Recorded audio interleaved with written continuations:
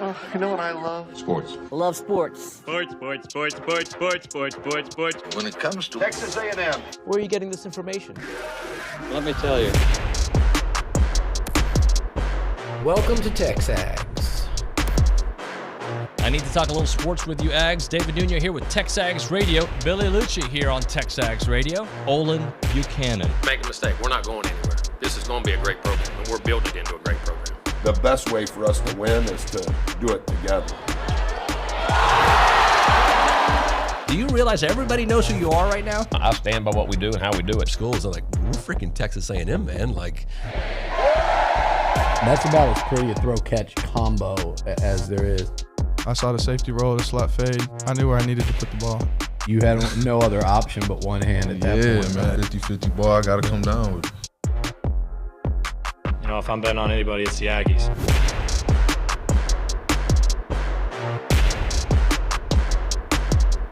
Welcome in. Episode 3146 of TexAgs Radio, presented by David Garner Jewelers. We're here inside the Rollo Insurance Studio, and it is the Go Hour presented by the Warehouse at CC Creations. Maroon never looked so good with Maroon U. I'm Nick Savage, filling in once again for David Nuno, who is on his bye week, and also with me this morning, Luke Evangelist. Good morning, sir. Nick. I'm doing well. That's good. Glad to have you back with me. Yeah, you know, it's been a busy week for sure. I was just showing everyone my Songfest film. You've been telling me what you've been doing like this past, 2-3 weeks now? Mm-hmm. Like you're working like 4 full-time jobs, it seems like. Right. You're prepping for radio shows, Songfest, you're planning a party for one of your organizations or something? Yeah, it's like a party, except it's like less alcohol. Am I allowed to? It's not a kegger? Right. It's like for a good cause. It's like a philanthropy event. Yeah, it's a fun party for a good cause. Yeah. So am I missing anything? From the east side, so planning a podcast. Gosh. Now that I'm thinking about it, I don't have any time to do anything else. Mm-hmm. I actually have been sleeping at the TexAgs office. A lot of people don't know that. Yeah, right under here. Yeah, right under the I had desk. to kick you to wake you up this morning. With David's 50 abandoned water bottles, all those empty plastic bottles under there. It's really a mess. I cleaned it up a lot back here, but anyways, on the show today, we got a busy show today. It went at about 1:00 yesterday. It wasn't this busy, but it turned pretty busy pretty quick. Obviously, no OB. He's enjoying a little bit of his bye week as well, so we won't hear from him today. But at 8:30, we'll have Andrew Monaco, the voice of the Aggies, in studio with us. Right after that, Coach Jamie Morrison, head volleyball coach here at A&M, will be with us to talk about 2 big matches coming up this weekend for the Aggies. Billy will be joining us for the 9:00 hour. We'll have Ryan Broniger to talk a little bit of Aggie baseball fall camp update. They're going into their last scrimmage with the University of Houston coming up this weekend. We'll talk about that. Kay Nagley with Around Aggieland at 10:20, and JD Bickell at 9:35 from On3. We'll talk a little bit of Aggie football, national college football, games to watch this week and whatnot. But Luke, I guess we can dive right into kind of a topic you came up with, and I think it's pretty fun. So we're going to do a little bit of our midseason awards. We're going to talk about our game of the year, player of the year, most impressive team, least impressive team, and most underrated team up to this point. So I guess I will let you start things off with your game of the year at this point. Yeah, my game of the year is the Kansas State at Missouri game. I remember watching that actually here at the office leading up to, I believe, the ULM game. And like the second week of the season. Crazy game to start off with. Winning on a 61-yard field goal, Mizzou did. Their kicker instantly became a legend, and I think that game really put Eli Drinkowitz on the map. They get a top 15 walk-off win. They're now 6-1. Their fans got to storm the field. It was all around a really impressive win, and Mizzou is looking like a real threat now. Yeah. And that win really springboarded them into the trajectory that they're on right now. That game-winning field goal, would you say it was 61 yards? That's like the longest field goal in SEC history, right? Tied it or beat it or something like that. But yeah, I am going to go hold on. Before we go there, Missouri. I have a really hard time buying in. I know they're 6-1, so like, Really? the record tells you kind of have to, but maybe I'm just being biased because Missouri hasn't been, what they were in 2013, 2014 when they were going to the SEC championship game in a while. But I mean, Luther Burden's looked really impressive. Their kicker, I guess, is one of their star players. He's been cool too. So I don't know. I think they'll handle South Carolina this weekend. But real test coming up. When did they play Georgia? The week after. After. Okay, so that's when we'll really get a good gauge. Yeah. My game of the year, we're going early on in the season. I'm going to go Colorado TCU. Really the first big game that everyone was watching. Colorado wins that one 45-42, 87 combined points. I love, as well as everyone does, high-scoring games. I mean, how can you not love it? Kind of kick-started, or I don't even want to say kick-started the Deion hype because it was already there. Put it into overdrive is what that game really did. The go-ahead touchdown was scored with 2.5 minutes left in the game. Shedeur Sanders was 38 for 47, threw for 510 yards and 4 touchdowns. Travis Hunter, show the wrists. Travis Hunter had 100-plus receiving yards and an interception. So, like, coming out of that game, we were like, dang, Colorado's going to have 2 legitimate Heisman contenders.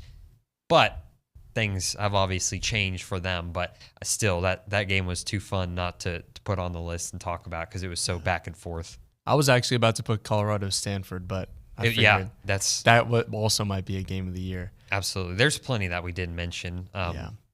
My player of the year is going to be, mid-season player of the year is Michael Penix. In 6 games, he's got 2,300 yards, 20 touchdowns, 3 interceptions, and he's second in the nation in QBR at 91.7.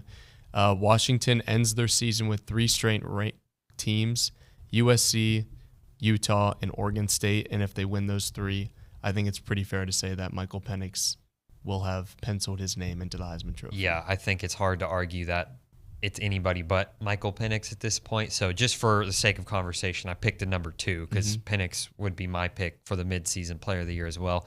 I think it's got to be Jaden Daniels at LSU. He's thrown for 2,294 yards, 22 touchdowns, 3 picks, and has a 90.5 QBR. So just below Michael Penix here. Also has 515 rush yards and 4 touchdowns. So I think with that, you kind of have to factor in the winning as well. And obviously, Michael Penix has done that more than anybody. But Jaden Daniels, outside of dropping the game to Florida State, has done a good job as well. So let's move into the most impressive team. So I do not have a most impressive team. I don't think anybody has really separated themselves yet this year. I see bits and pieces and flashes from a couple teams, but nobody has really stood out as like a clear-cut favorite to me. As of right now, I'm tempted to say Georgia, given if they can win these next couple of games without Brock Bowers. I think that will say a lot because Brock Bowers completely carries their entire offense. They've got Missouri, Ole Miss, and Tennessee, 3 ranked teams that they have to play without Brock Bowers. And I think if they win all 3 of those, I'll officially be ready to crown them as my most impressive team. I'm gonna go Oklahoma because they're kind of sneaky. For being Oklahoma, I feel like no one's really talking about them at all this year. They're 6-0. Obviously upset Texas 34-30 when they were ranked 3rd in the nation. They're averaging 45.2 points per game, over 500 yards per game they're averaging. Dylan Gabriel, if they keep winning, could be a sneaky Heisman contender. He's got 1,800 yards passing, 16 touchdowns, 2 picks, and 5 rushing touchdowns. So could sneak in there. They don't play another ranked team. So they could cruise their way into the Big 12 championship game and I guess we talked a little bit about that yesterday. Just depends on who they play. They'll probably end up playing Texas again. So if they beat them again, I would say probably in the playoff. If they don't, that sucks for them, but they're probably out of it. That game is going to be electric. If they do end up playing them again, you would have to think it's going to be a top 5 maybe matchup. Winner probably going to the playoffs and also getting that ultimate bragging rights being the last Big 12 champion. They usually play that at AT&T Stadium, but if it's those 2 teams, they should just move it right back to the Cotton Bowl and do it all over again. That would be fun. Least impressive team. I've got 2, and they don't really need much explanation. They are Texas A&M and TCU. They're the only 2 teams that started the season in the top 25 and now have 3 losses. I'll go Clemson. Started the season ranked 9th, now 4-2. Only a 3-point favorite over Miami this week. They've lost to Duke and Florida State, which are two, like, I hate this term, but impressive losses. Mm-hmm. You know what I mean? Like, those are two good teams that have beaten them. But for what they have been in the past, Clemson, you think of them up there with Georgia, Alabama, but past 2 seasons, they have not been that whatsoever. And let's get to that most underrated team for you. Yeah, in the same light that you view Oklahoma, that's how I view North Carolina. I don't know if you can call a top 10 team underrated, but I'm going to. Nobody is really talking about North Carolina's path. They have a clear shot to the ACC championship and even the playoff. They're 6-0 right now, and their next 3 games are Georgia Tech, Virginia, and Campbell. I know Campbell is really good at baseball. I had no idea they even had a football team, but North Carolina should have no problem with those next 3 games. And then they play Duke, which will probably be a ranked matchup, and then at Clemson and at NC State. I really feel confident in them winning all of those games and going 12-0 and playing Florida State in the ACC championship. And you just got to beat Florida State one time and you're in the playoffs. Yeah. I really like Drake May. I think a 12-0 team with a starting quarterback like Drake May, it'll be hard to leave him out of New York and out of the Heisman conversation. And they just got Tez Walker, who's one of the best receivers in the country. There was that whole dispute about his eligibility. Right. They finally got him back. And I think he had like 3 touchdowns in his first game. So they're finally rolling. They've got a big-time weapon, and I really like the Tar Heels this year. So the same way you felt about your most impressive team, I don't know who to pick for most underrated. I guess I could say Oklahoma again, just because I feel like no one's really talking about them. But I don't know. I feel like everyone's pretty properly rated. Maybe you're right. North Carolina is probably another good pick for that, just because there's not a lot of national attention around them. But that one is that one had me looking, just like staring at the top 25. Like, who should I pick? Air Force? No, because they're, I don't know. Or Cade in the back just texted me, Oregon State. I know, Cade. We had that conversation, but I don't know. But anyways, if y'all want to be a part of that conversation, if you want to chime in with any of your midseason awards, Game of the Year, Player of the Year, most impressive, least impressive, feel free to text us on that hotline, 979-693-1150. We're going to go now to the Angry Elephant News and Social Center. Angry Elephant Aggies gather at Angry Elephant. Hannah Harrison is there hanging out. Good morning, Hannah. Good morning, guys. It's fun being here today. A little bit different of a show. Yeah. Right? Isn't it so much better without David? It's different for sure. I got to see him last night at the soccer game, so I felt like I got to see a movie star whenever they're out in the wild. He did acknowledge me. It was quite sweet. I got to fist bump him. Was his shirt shrink wrapped to his body? He looked very muscular per usual. Yeah, I heard he just sold out the entire Baby Gap medium section, so that's not surprising. Hannah, we got any texts or anything like that? News? We don't have any texts, but man, we have a lot of news to actually get into today. So softball played Blinn last night. They won 18-2. And they had 10 runs in the bottom of the 7th inning, which I think is super fun. I had friends who were taking pictures over there that came to the soccer game after, super excited about how it looked. Baseball plays tonight, U of H at 6. And Luke, I think equestrians.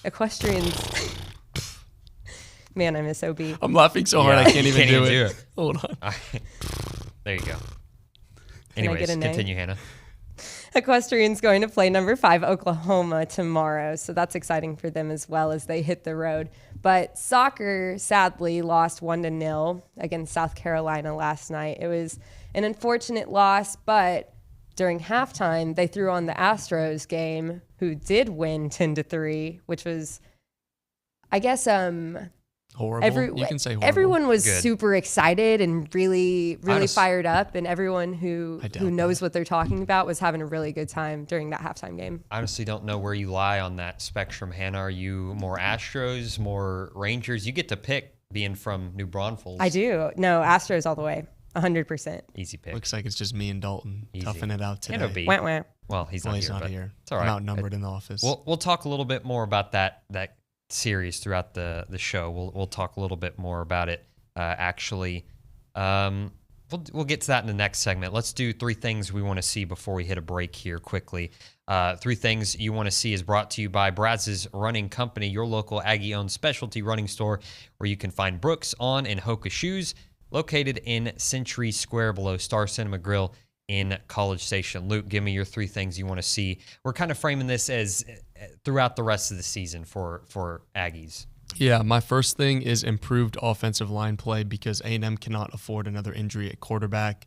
Got to keep Max healthy for the second half of the season. Need better pass protection, run blocking, and also pass protection for running backs needs to improve. Number two, we got to get back to feeding the studs. The studs are hungry. They have not eaten in a while.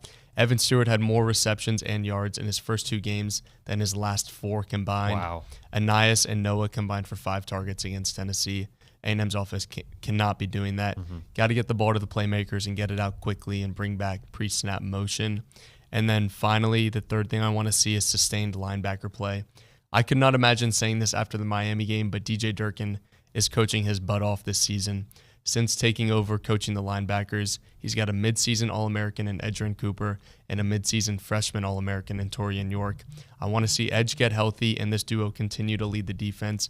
And for the first time in a long time, I feel really good about A&M's linebacker play, and I would like to see that continue for the rest of the season. Yeah, for me, I want to see tempo on offense. I've been harping on that. I'd love to see them get back to, hey, okay, we hit a big play. Let's hurry to the line. Let's get another one. Let's keep going. We got the defense on their heels.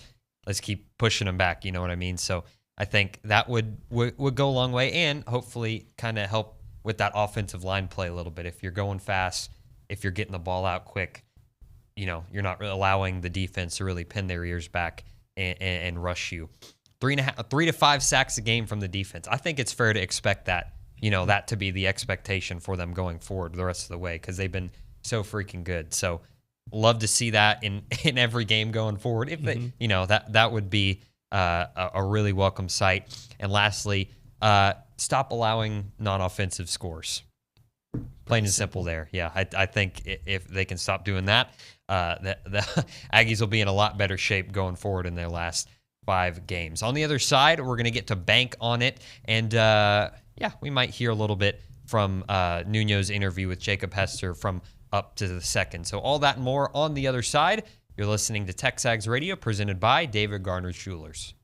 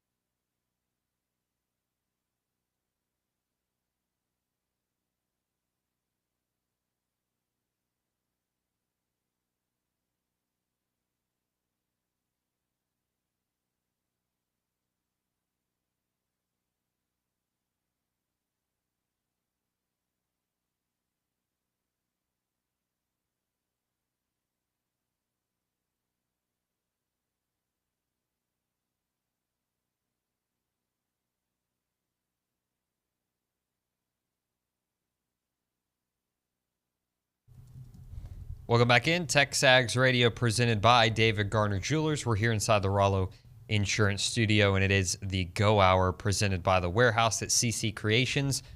Maroon U is your ultimate stop for brand name apparel, gifts, and accessories for the entire family. Luke, let's get to a little bank on it, and that's presented by Vera Bank, authentic relationship-based banking built for real life. Go see Joel Jackson and the team. Learn more at verabank.com. I'll let you take it away. What are you banking on? My first thing to bank on is Penn State beating Ohio State. Ohio State is banged up, and I think Penn State's running game will wear them down. The Buckeyes are battle-tested, having beat Notre Dame on the road, but I just have a feeling that it's Penn State's year. I've been saying it all offseason and pretty much all season to start this year. I really think this is Penn State's time to challenge Michigan for the Big Ten, and I really see them hosting Michigan on November 11th for the Big Ten East title. Penn State's my team to watch this year, and I really see I think this is Penn State's time, if not now, then never, for them to really make an impact on the national scene. Yeah, again, that's a team I really haven't watched too much of. I know Drew Aller has been impressive from my understanding, so it's crazy how that's just such a three-horse race, so top-heavy there between Penn State, Ohio State, Michigan. But, I mean, yeah, this game this weekend goes a long way in figuring that whole mess out. So, yeah, go ahead. Do you have a couple more? Yeah, I've got two more. Sweet. My second is I think North Carolina makes the playoffs. Okay. You're said really earlier, going all in on I'm a believer in them. I just think it's like they got a midseason transfer portal edition. Like they just signed a free agent, basically just got their best receiver, finally got his eligibility. And I just think adding that to an already undefeated team and an explosive offense in its own right is just going to be too much for other ACC teams to handle. So I think they're going to go 13-0 and make the playoffs. That'll be crazy. Hold on. I'm going to pull up their schedule, but you can go to your last one. Which brings me to my next point. Speaking of the playoffs, my final thing to bank on is that I think the Pac-12 gets left out of the playoffs, which is crazy given how many top 25 teams they have. But the Pac-12 has not made the playoffs since 2017. That's Oregon, 6 straight right? years. Washington. That was Washington. Sorry. 6 straight years with no teams in the playoffs. In the 9 years of the college football playoff, the Pac-12 has only made it twice. We all remember what happened last year where USC was primed to make it and Utah cut them down late in the Pac-12 championship. There's just too much talent in that conference, too many experienced quarterbacks who can win on the road, and I truly think that someone is going to stumble. Washington's got 3 straight ranked teams. If they can get through that, they absolutely deserve to be in the playoffs, but recent history tells me that someone's going to falter. As much as I love Michael Penix and picked him to be my midseason player of the year, there's just too much unpredictability in that conference for me to feel confident in them making the playoffs. That's crazy that conference is going to be non-existent pretty much next season. And this year they're as strong as they've been in however many years. But yeah, you told me that earlier, and I was like, whoa, that's a little hot take, but not really because you're not far off. There's a lot of cannibalization to be is kind of the same thing with the Big Ten. So I wouldn't be too surprised. So you're saying instead of a Pac-12 team, North Carolina's in? Yeah, pretty much. I'm gonna have the ACC champ, the SEC champ, Big Ten champ, and Big 12 champ. Okay, there you go. I'll take it. I like it. All right, I'll get to mine. First one, Astros Rangers going 7 games. And I'll be the first to admit, I will say it, I will bring it back up. I said Astros in 5 originally. Was way off, clearly. But at this point, it just seems like the Rangers won't win a home game. And it's a big question mark if the Astros will win a home game. So, I mean, the way I see it going down is I feel like, Verlander's going today. So I'll go ahead and say Astros win tonight. Oh, he's getting run support finally? Yes. Well, he always does when they're not occasional. home. Not at home. Rangers will take game 6, and I mean, in that case, it lines up in the Rangers' favor for game 7. So, but Javier will be on the mound, I think. So, it'll be Javier. So, how about that home field disadvantage? Yeah, home field disadvantage. So that'll be fun to watch. Auburn playing Ole Miss this weekend. They're going to win. Really? They're going to beat Ole Miss. Burr. Yeah. Burr, it's freezing. Cold take? Yeah. No, as in Hugh Freeze. Oh, there you go. I thought you were just saying that's cold take. No, but no, I mean, really, I have no. What are they? Only like a 7.5 point favorite or something like that over Auburn, which is crazy. But that's a night game in the SEC at Jordan-Hare, which will be a good environment. And I feel like Ole Miss has dropped games in the past few years that they probably shouldn't have, and this just seems like a chance for Auburn and maybe an underachieving team. Maybe they'll save it for the Iron Bowl. Who knows? But a chance for them to jump up and bite a ranked opponent at home and get a signature win on the season. I was not a fan of that when you first told me that off air. But now that I'm thinking about it, I think Auburn actually has a chance there. Yeah. Just crazy things happen in Jordan-Hare. We saw if they played Georgia on a neutral site, they probably lose by 40. Yeah. But that home field advantage is really something else. And last one I got for you, just plain and simple, Michael Penix will throw for over 500 yards this weekend against Arizona State. They're 1-5. I don't think Penix has thrown for over 400 in a couple of weeks, so he's due. He's just due. So he's just going to light up Arizona State. Really no stats or any matchups to back that up. I'm just State's banking just horrible. on it. Yeah, that's my take on that. So anyways, we'll go ahead and hit a break here. On the other side, we'll have Andrew Monaco, the voice of the Aggies, in studio. After him, we'll have Jamie Morrison to wrap up the 8 o'clock hour. We're busy here on a TexAgs radio show this Friday. Come right back. Keep it right here on The Zone.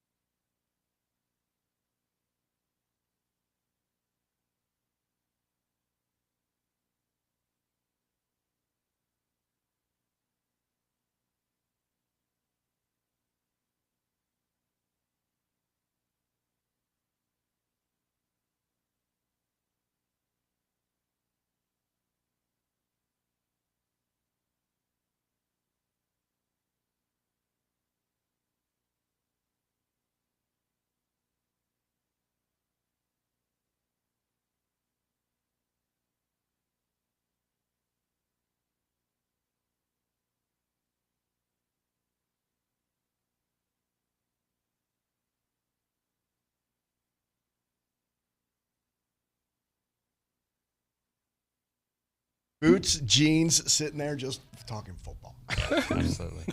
Welcome back in. TexAgs Radio presented by David Garner Jewelers. We're here inside the Rollo Insurance Studio.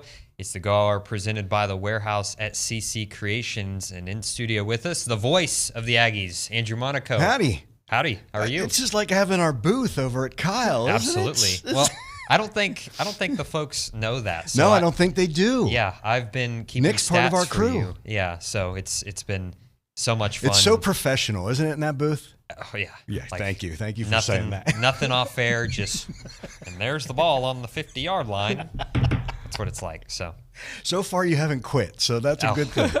I will not be. I promise you that. How's your bye week been? It's been great. Are you kidding? Yeah. It's the first bye week for me since I've been here where I've taken the bye week. Interesting. Yeah, it's been everybody knows it's bye week. Oh, Andrew can do this. Andrew, and I was like, no, I'm off. And you said yes to this? Yeah, I did. Yeah. But why? Because of you, Nick.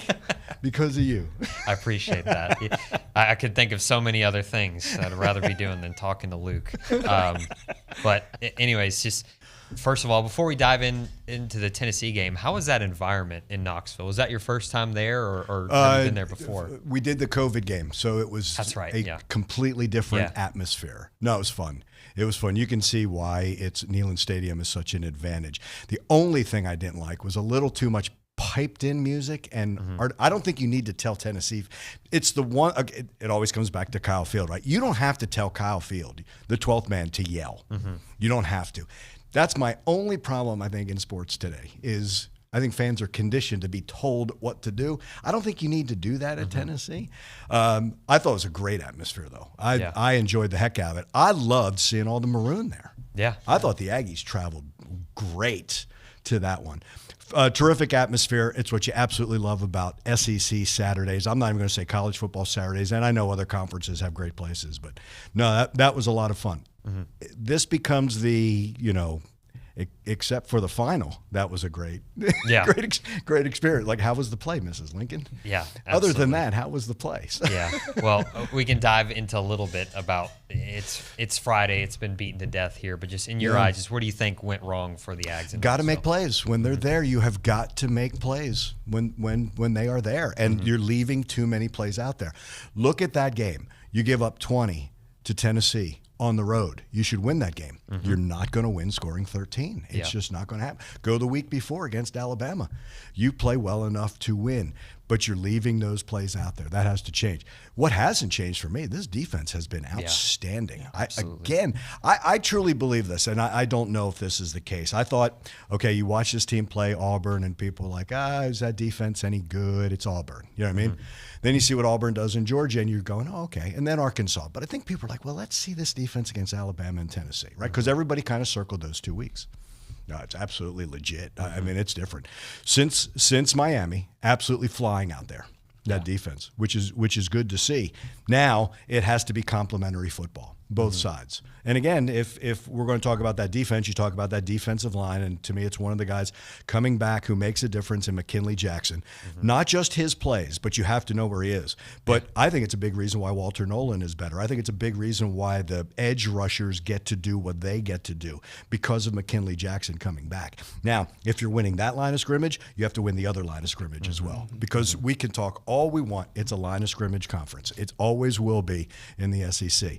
Defense, just doing. I love the point you made earlier, the non-offensive touchdown. The defense isn't giving up all these points. So that's the thing that's just need to be tightened up. And you can do that in the next 5 weeks. What does A&M need to do coming out of a bye against South Carolina, a team that they lost to coming out of a bye last year? Yeah, and that was a disappointing one where you spotted South Carolina, all those points. And I looked at the clock, and I'm like, it's still 55 minutes left. And they almost win that game. But again, it was almost the story of last year. Like, you're mounting a comeback, and all of a sudden Haynes King gets hurt. Now here comes Connor Wigman, who we all wanted to see last year, but he's got to come in.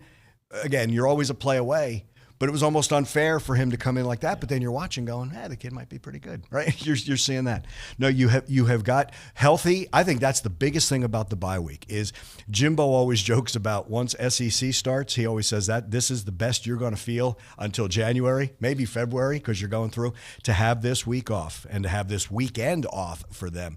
You come back and this is now going to be as good as you're going to feel for the rest of the season, and just focus on what you can do. Don't change anything on defense. On offense, make those plays. Can you get the ball in the hands of your playmakers? That becomes the big thing.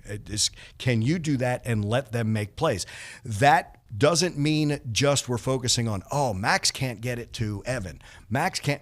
Everybody has to do it. It's all 11 winning their battles, and realizing that you can really make whatever statement you want to make in these final 5 games. This is where college football really determines, as you guys were talking about national championships, when that calendar goes to November, everything changes because all the pretenders now drop out. And you'd see who the true contenders are because you're going through rivalry games and sometimes some of the hardest part of your schedule. For the Aggies, they have a chance to beat South Carolina, who they lost to last year, and Ole Miss, who they lost to last year, and Mississippi State, who they lost to last year, and then continue through that and then try to win on the road at LSU. But for South Carolina, can you find your identity? And I still think we're still finding that out. And here's a question I'm going to ask Jimbo next week. Does this team know how good they are? I'm not sure. But they're really good. And I kind of want them to play with a little swagger because they are good and get on that field and still do what they do best. It's not like, you can just walk onto the field, but realize you guys are really good. And I wonder if that's it. Missed opportunities and not leaving those points on the field. Speaking of really good, Edge Cooper, how awesome has it been to see him starting to get that national recognition, a couple of midseason All-American awards handed out by multiple outlets. So not just one thinking that. So he's starting to get the recognition he deserves. He's been fantastic. And again, I think it all stems from that front four, allowing him to do that. And linebackers understand that. They get that. But no, he's been great. And Jimbo talks about how he's fitting the gaps where young Edge would miss that. And I still remember a time at practice, Tyler Santucci told him he had done something. I don't want to say freelance. It's not the right word. But he said, hey, when that happens against the New Mexicos, that's a 12-yard gain. When you do that in the SEC, it's a touchdown that you're going to give up. That's not the same. He's playing great. Torian York has been great. Chris Russell Jr. has been great. I mean, we always worried about the linebacking position. You don't worry about that any longer. But no, Coop's been fantastic and has really, really helped solidify that defense. Absolutely. Yeah, let's go from one great player to another. Let's talk Wade Taylor. Preseason SEC 4, baby. Yep. Second team All-American by CBS. What are your expectations and what's the ceiling for Wade Taylor? I love the experience coming back on this entire team, and I love having watched Wade Taylor the fourth through his career. You can see all the talent, but now you're seeing that leadership where everything's falling on him and he accepts that responsibility. He leads this team. Watching a scrimmage the other day, Buzz puts them through situations, right? 6 minutes, 1 media timeout left, in the double bonus this river, and you're watching this team just flat out compete against one another. He does not like to lose a drill, not a scrimmage. He doesn't want to lose a drill. That's what I've really been so impressed. I don't think the moment's ever too big for him, ever for him. Yeah. He's never shrunk in a game. And I love that confidence that he has. And I think with that experience and that leadership, I think it's going to be something special at Reed Arena all year. Last question for you, Andrew. Just more Aggie basketball talk. That non-conference schedule, right? Awesome. It's awesome. Buzz, I think, on Tuesday he was talking at SEC Media Basketball Day or SEC Basketball Media Days. Yeah. Said it's probably the toughest non-conference that A&M might have ever seen. So just what are your expectations for them to navigate through that, and how does that set them up for SEC play? You know what? Take every excuse away from the NCAA now. Just take it all away, because I'm still mad at them for the last 2 years, not just 2 years. It gets you set, and I think your non-conference should get you set for your conference, which should get you set for the postseason. I love the challenges that are there. I like some of those road games. I love some of the matchups, and I think it's kind of a non-conference schedule where all of college basketball gets to turn their attention on what Buzz is doing here, and with this Texas A&M. I love it. I love being able to be tested before you go into conference, because in the SEC you're going to be tested. This team's going to have a little bit of a target on their back, and yet I still think they're a bit of an underdog. To me, it's a neat dynamic. Like there's a little bit of a chip on their shoulder, which how last season ended. But I think with all the experience, leadership, maturity, I think they'll be able to handle it. Absolutely. Mr. Monaco, thank you for Pleasure. coming in. Good Enjoy seeing the you rest guys. of your bye week, and I guess I'll see you next Saturday. You got it, my friend. All right, right on. On the other side, we'll get to Texas A&M head volleyball coach Jamie Morrison in studio here, talk about a couple of big matchups coming to Reed Arena this weekend. All that and more on the other side. This is TexAgs Radio presented by David Garner's Jewelers.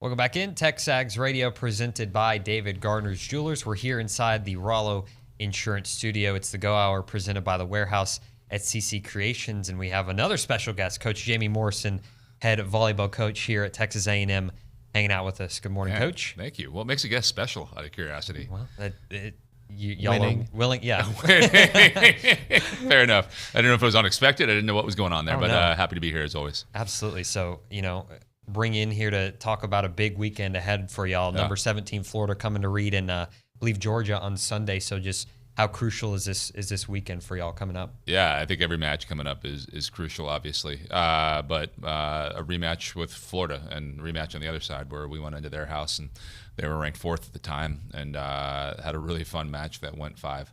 And we came out on top on that. So I know they're going to come in kind of with a chip on their shoulder, wanting to take that win back. So really, really excited for that. And then Georgia, their record doesn't do them justice, in my opinion. A team that kind of worries me. They run fast. They're exciting. They play, I don't know, with a similar level of kind of excitement and love for the game that our team does. And I think 2 really good matches this weekend, leading into some more after that also. Yeah, so we've got Morgan Perkins being named SEC Defensive Player of the Week. Can you talk a little bit about her and what she brings to this team? Yeah, I think the thing I'm most fired up about that is like blocking wasn't her thing when she got here. And in the recruiting visit, when she was kind of here and looking at transferring, it was one of the things we looked at was like, hey, here's the way that we're going to make you an elite blocker. And I didn't think it would happen this quickly. Like, skill takes time. So I thought it might be next year that it's happening. But I remember looking around like 3 weeks ago, turning around at Jen, who's in charge of our blocking and our middles, and I was like, man, we need to watch some video with Morgan and kind of get this footwork a little bit better. And then the next week, I'm like, ooh, man, that's the best block move she's ever made. And then the next week, it was like, man, she made 4 of those block moves that were the best she ever made. And then all of a sudden, last week happened. So it's no accident. She's been working really, really hard, but proud of the work she's put in. Coach, so you stress the importance of the basics to your team. How does that set your team apart, even though it sounds kind of ridiculous, just the basics of volleyball? How does that set your team apart versus other SEC teams? Sorry, I was stressing what? Sorry? The importance of the basics. Basics, yeah. We're big on that. And I think my coaching philosophy has changed a little bit, where I think if I were to rewind 15 years ago, I was trying to create robots where everyone looked the same. And I think it's evolved a little bit to, I'm trying to, emphasize the core pieces of every single skill that you have to do to be an elite passer, an elite blocker, an elite attacker. And then on the outskirts of that, I think where some other coaches are like, no, it has to look like this. I'm like, no, look different. Like, be yourself in this skill, be yourself in this personality that happens on the court, but the skill too of like no 2 passers are ever going to look identical. And when I first started off, I was dealing with video and statistics, and I'll age myself now. When I first got here and was doing it, it was like off of VHS tape. For you kids, that's a thing that you put into a VHS, like it's a machine. Is that like with 4 DVDs? Yeah, the rectangle one. The rectangle one, okay, yeah, with the little knobs on it. Sometimes you had to twist it if a little film fell out. But we would get this video and we could turn it into digital. I wasn't that long ago. It wasn't like 8-track or anything like that. But sorry for anybody that was using this. But we'd get this video and it was super grainy. And I'd be doing stuff and I'd just have to memorize what an arm swing looks like. And I just remember it vividly of like no 2 players are ever going to be identical. So for us, it's like mastering the true kind of core of the fundamentals of it, but then giving it our own little flair. Yeah, big time home game coming up today against number 17 Florida. What does home court advantage do for you, and what does it mean to this team? I was talking to one of our players. Our recruiting class just got ranked. I don't think I'm allowed to talk about. Well, yeah, I am. I don't know, but I'll figure out the logistics of compliance on that one. Maybe come back in here and talk on that one. But I got ranked. It was high, and I was just asking, hey, like, what are we doing right to some of our players? And the number 1 response was like moving the culture in the right direction. The number 2 response was just like, you need to amplify like the fact that Reed feels different than anywhere else. And it's starting to feel that way more and more and more. We get more and more people at every single match. I think we're 17th in the country in attendance right now. And it's not necessarily the numbers. I think if we got that up to, 7,000 people a match, it would obviously be awesome, but it's just the vibe and the feel of our gym. I think some of that's our responsibility. So I think we have music playing. No, I think we have music playing. It's a fun atmosphere. I think someone once came in and said, like, I feel like I was at a rave, but I had fun. But we're trying to make it a fun place to be, a fun place to bring your family, a fun place to, as a student, come and be. So I think that's a piece of it. But then it's the 12th man. It's just the vibe of this university that it's not just showing up to the game, but it's being a part of the game. And it's what makes this university special, this place special, what makes Reed special on a game day. So if people haven't seen it, I encourage you, 6:30 tonight against the number 17 team in the country is a good chance to come out and check it out. Absolutely. That atmosphere plays a lot into a player's emotional standpoint, and that's so crucial to a volleyball player. Do you see a shift coming into a more like getting closer to nationals, or how are y'all keeping that reined in? Yeah, no, I think we actually had a practice this week talking about being a thermostat, controlling our emotional pitch. So a little bit of it's on us, but I think we do feed off of this crowd.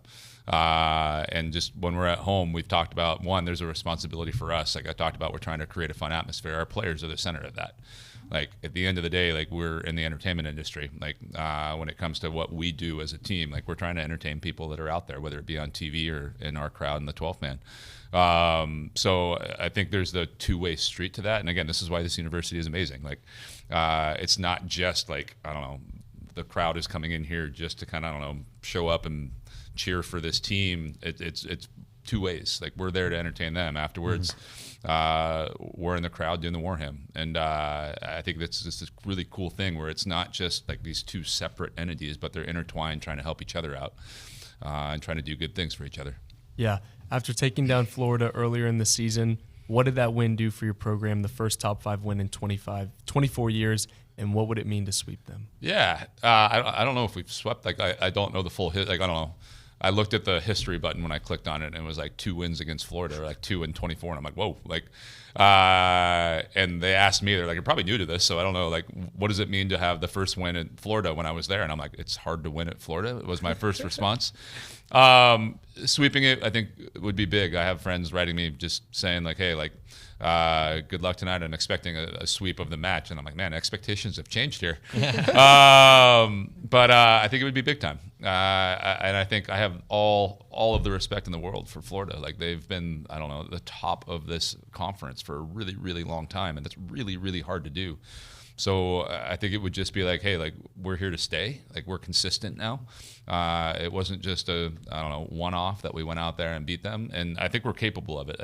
I think any team in the country should be scared to play us. And I've been saying it all year. Like what we have to keep doing is just getting more consistent in the way that we play so that we can do what Florida did and be at the top of the SEC for 25 years and in a competition with Kentucky. I'll throw them in there too. But that means we're heading on that track of consistency to me. And you got another one for Coach? I mean, always. I think that watching y'all's players continue to grow through the season has been really exciting. Is there a specific player that you've seen growing, I mean, I guess just more in an accelerated, constant way than others? No. And I think I talked about like talent takes time. I think everyone thinks it's this like linear thing where people are like in one straight line of growth, and it tends to be kind of plateaus, and then all of a sudden people spike. So you'll see different people at different times. Like I said, Morgan, past 3 weeks, it was like she was fighting it. All of a sudden there was this little blip of like, ooh, I'm a better blocker. So I think that'll happen, and it's unexpected, I think, too. Like I don't know who's going to be next in that, but I know it'll be somebody. What is the strategy going into Friday, and has it changed since the last time y'all played Florida? Play good volleyball. I don't think it changes for everybody. I think there's a lot of coaches that are like, here's this game plan. We're going to practice it all week, and that's going to be the reason we win. And we have a game plan, obviously, but ours is a little bit more of like, let's be the best volleyball team that we can be. And I think a lot of, I don't know, in our sport, it's so organic, like things happen within a rally. Like the best team usually wins, and we play 5 sets. And you go back to 0. So it's about being the best version of ourselves for the longest period of time that we possibly can. Game plan-wise, last week they had a player, Dixon, that was hurt, and it changed a little bit of the way they play. So we just kind of have a plan A, plan B, depending on who's playing in there. But I think in general, it's line our block up in a good spot, stuff people the way we've been stuffing them the entire season. And this is just a super physical volleyball team, so we're not going to be able to stuff as many balls. So get as many soft touches as we can and turn those. And then, yeah, I think offensively, probably pretty similar to the last time we played.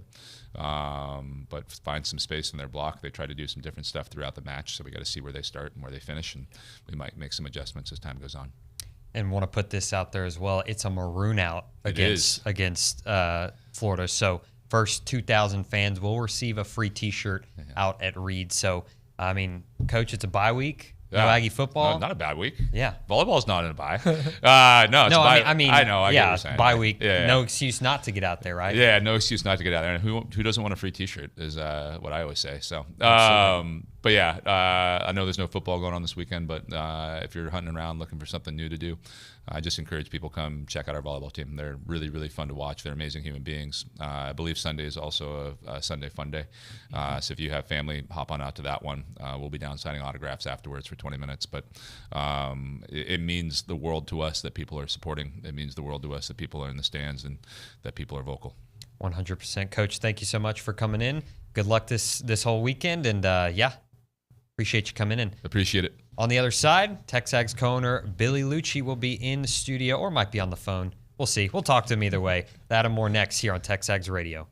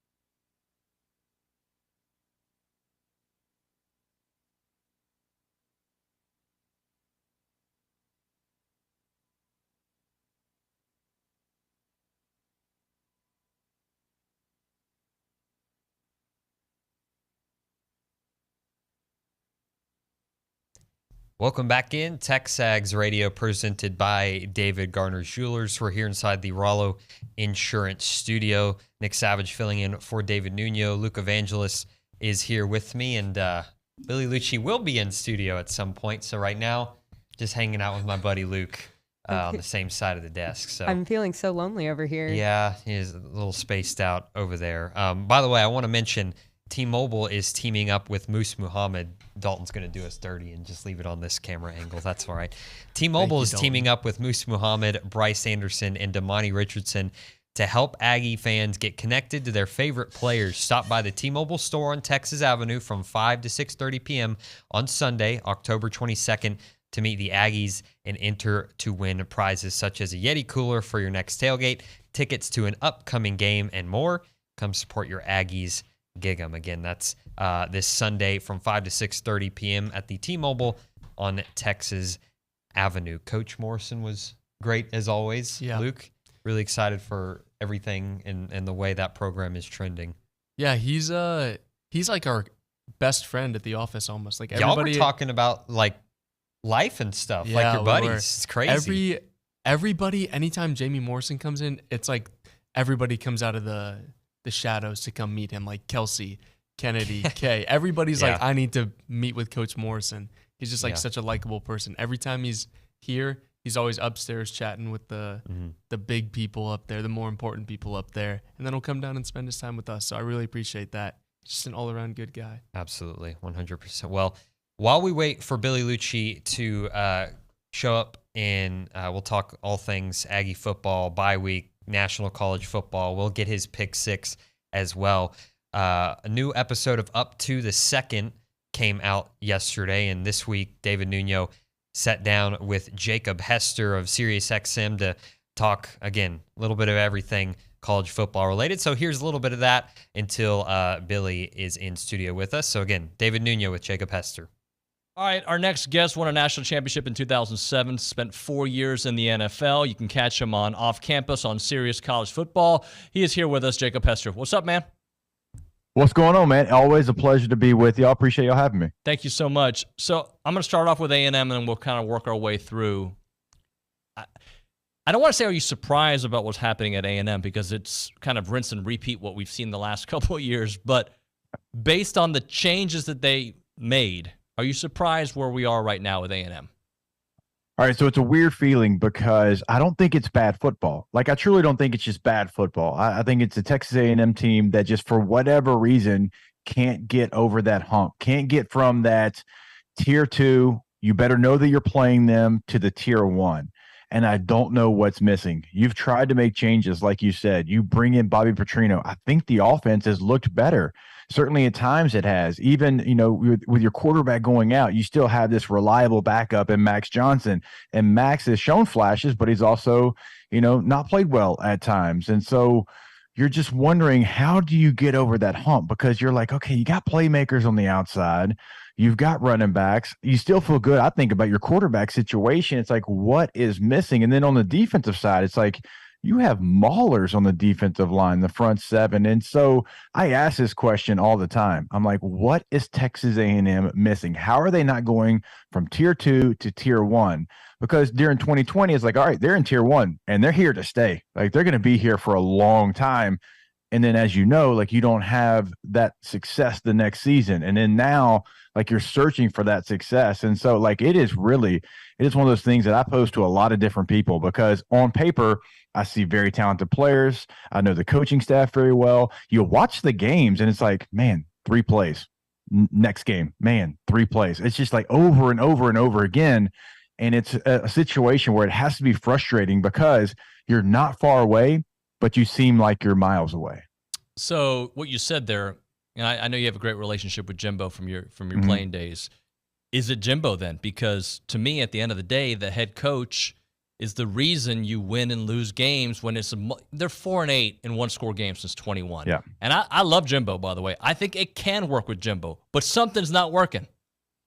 Yeah. No, I mean, you're exactly right. And look, full disclosure, I probably wouldn't be here doing this show, doing any show, because nobody would want to talk to me if it wasn't for Jimbo Fisher trusting me and putting me at the running back position when everybody else told me I couldn't do it at that level. So I am a little biased towards Jimbo, but obviously the stats are the stats. The analytics are the analytics. And I mean, the road woes for this team as well, like away from Kyle Field, it's just like, you just keep pointing to different things and you're just like, okay, well, you got to get that fixed. And then it's like 4 other stats where like, okay, well, you got to get all 4 of these things fixed. And, sometimes you wonder, is the message that the head coach is giving, is it still going through the players? Are they still feeling that message? Is it a lot of empty words? And not from Jimbo because he's not meaning what he's saying, but sometimes when things aren't going well and you have all the stats that we're laying out there and what they've done on the road and what they haven't done since 2020, and the one score losses, it's like, okay, well, is the message hitting the players? And that's what you have to really wonder. And then you try something. I say a little outside the box, bringing Bobby Petrino in. I didn't have Bobby Petrino ever coming to be an offensive coordinator at Texas A&M. And still, like, that hasn't worked. It hasn't equaled wins. And you're starting to wonder, okay, we've tried a couple of different things. Have you tried the Hail Mary pass? Maybe not yet. But it feels like you've had a couple of 3rd and 15s that you've tried to convert on, and they haven't happened. And you're wondering, okay, are they going to happen? Do we have to shuffle things up? Like, how do we get that done? Jimbo Fisher didn't forget how to coach football, but for whatever reason, and look, we all know this, we've all watched enough football, sometimes it just happens. You get to a point, and Les Miles at LSU. Look, I love Les Miles. I named my 4th son Memphis Miles Hester after Coach Miles. But there became a point in his LSU tenure, and he was still winning some games, but it wasn't enough. Like, you felt like there was a disconnect between what he was selling and what the players were trying to buy into, and sometimes that just happens.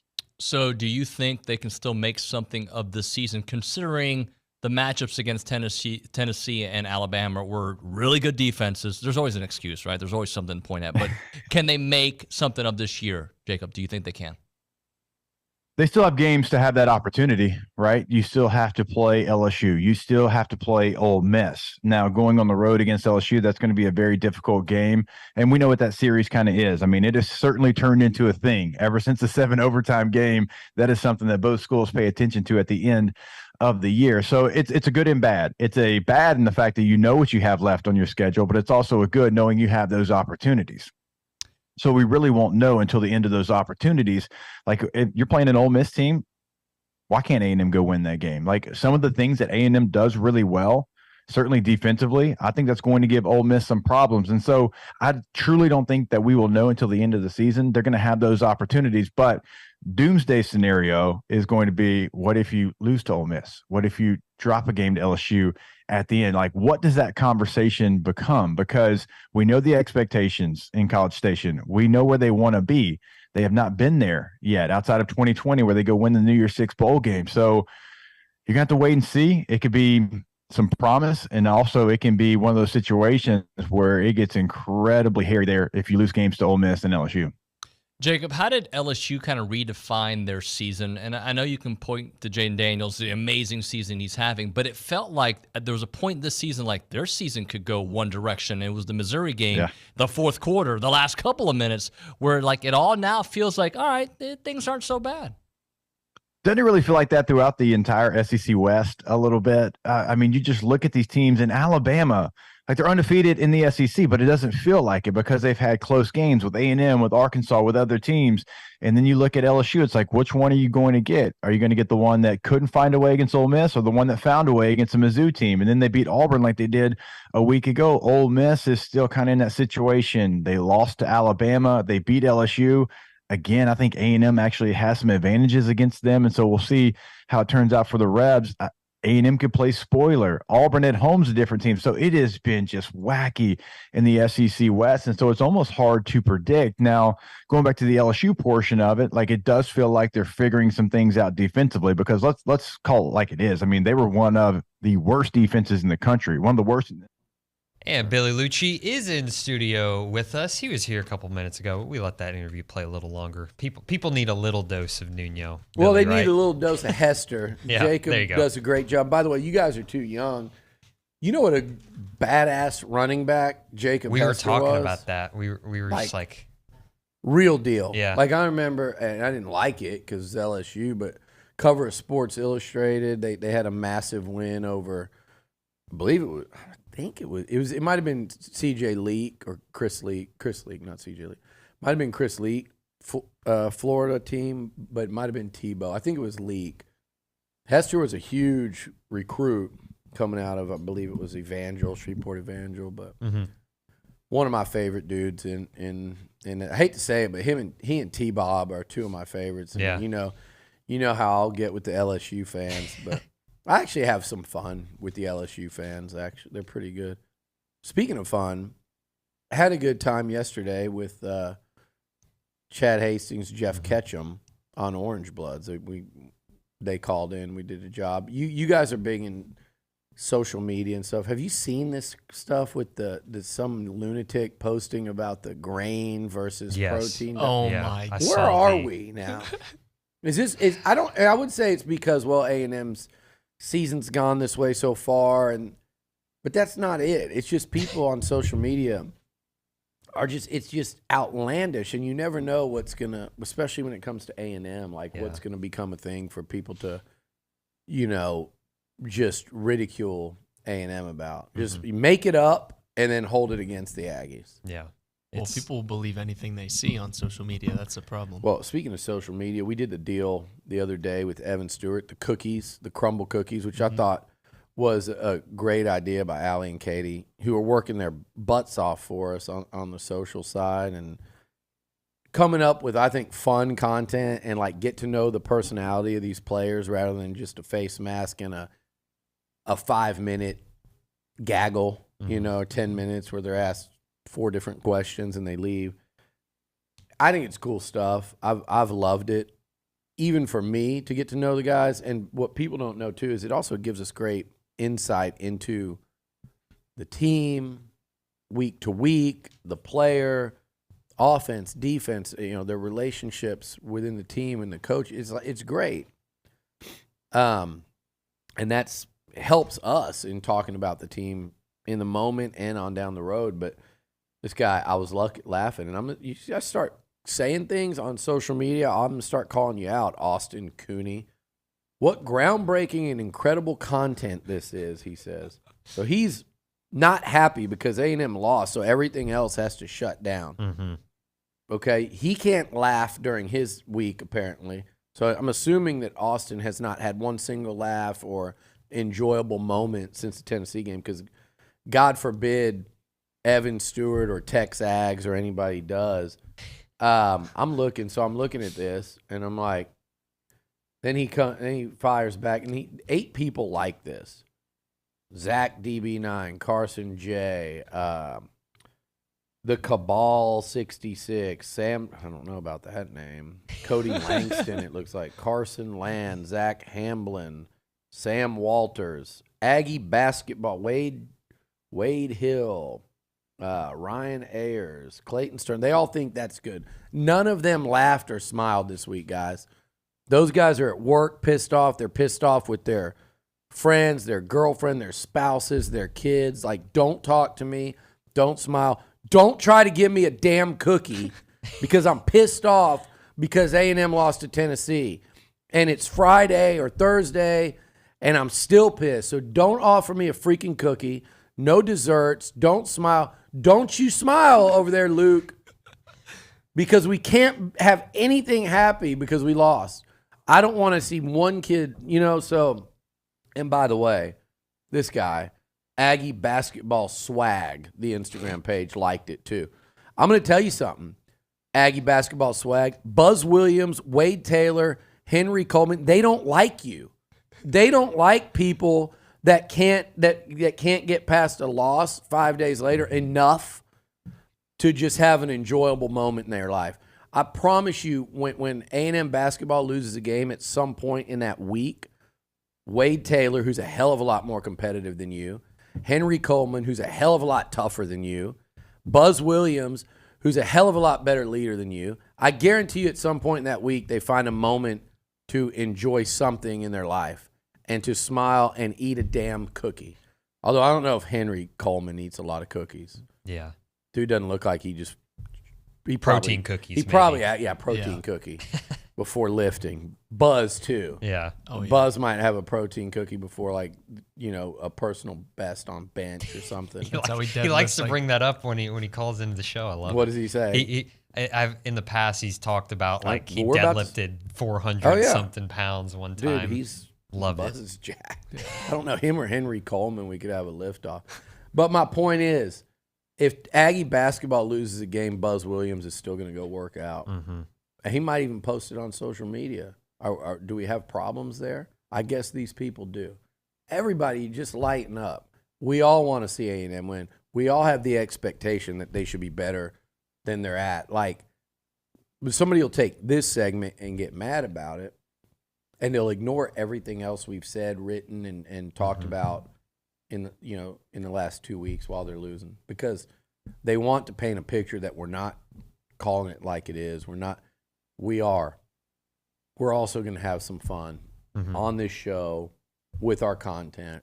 It's not a clown show, but we're going to have some fun sometimes, regardless. Absolutely. And because it's miserable for everybody right now.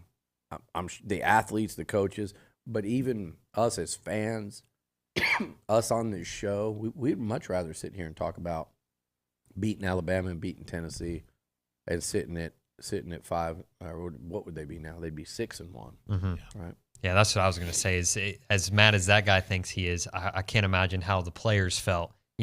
How they feel after there's losing. This concept, Nick, that like if somebody does something like that 4 days after a loss, 3 days after a loss, that means they're not taking it seriously. Yeah, exactly. I agree with that concept when you've got people walking off the field and they run into somebody on the other team and they're laughing and, I'm fine. If you want to smile, to each their own, but if somebody's like, if you see an old friend and you dap them up and have a smile on your face, okay, sometimes you just can't control that you feel good to see somebody. But the guys that are laughing, cutting up, or during the game on the side, that kind of stuff. Like the Alabama tight end on social media hours after the game, just loving how many people were watching his live after they lose to Texas. Like, there's definitely a buffer there where I go, man, dude, how bad does that guy want to win? But these guys' worlds don't shut down until they win the next game. And that goes for the most competitive athletes I've ever been around.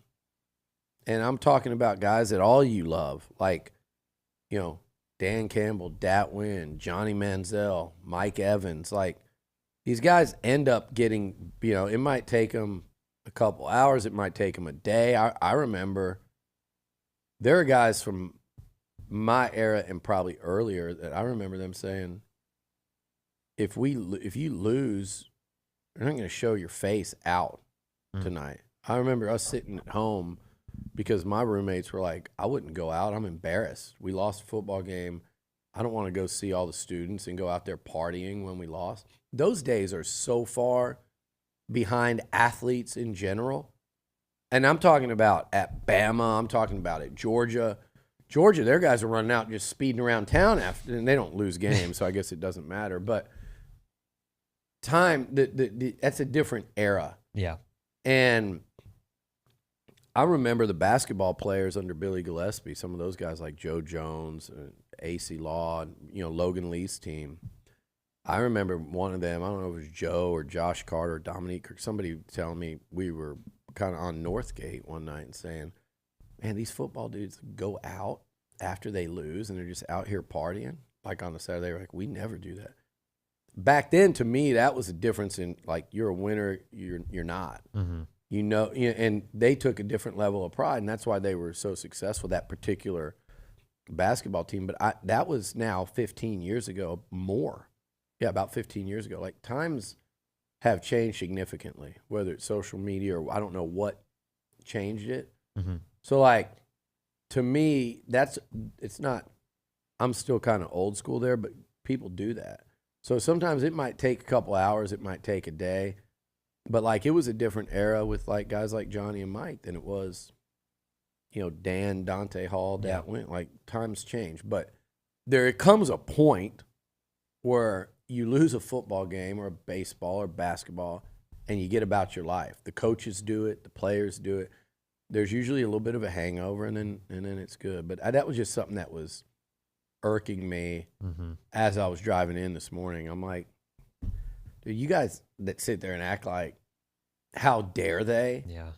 If you don't think those guys are more competitive than most, not all, I mean, sure there's some people out there than most of y'all complaining in the comments that wanted to win that game, God knows how much more than you did. Or, take, for example, Evan. He's sitting here playing hurt for weeks now, since Arkansas. He's playing on almost one, that ankle's still not back. And he's playing hurt every week. And then guy's going to enjoy a cookie. Yeah. hate to break it to Or you. 6 of them. Now, if you want to have more of a problem with him wearing a Phillies hat as opposed to a Ranger or Astros, I guess that's fine. But he did say he's from Tennessee. Yeah, he did. I guess he's got to be.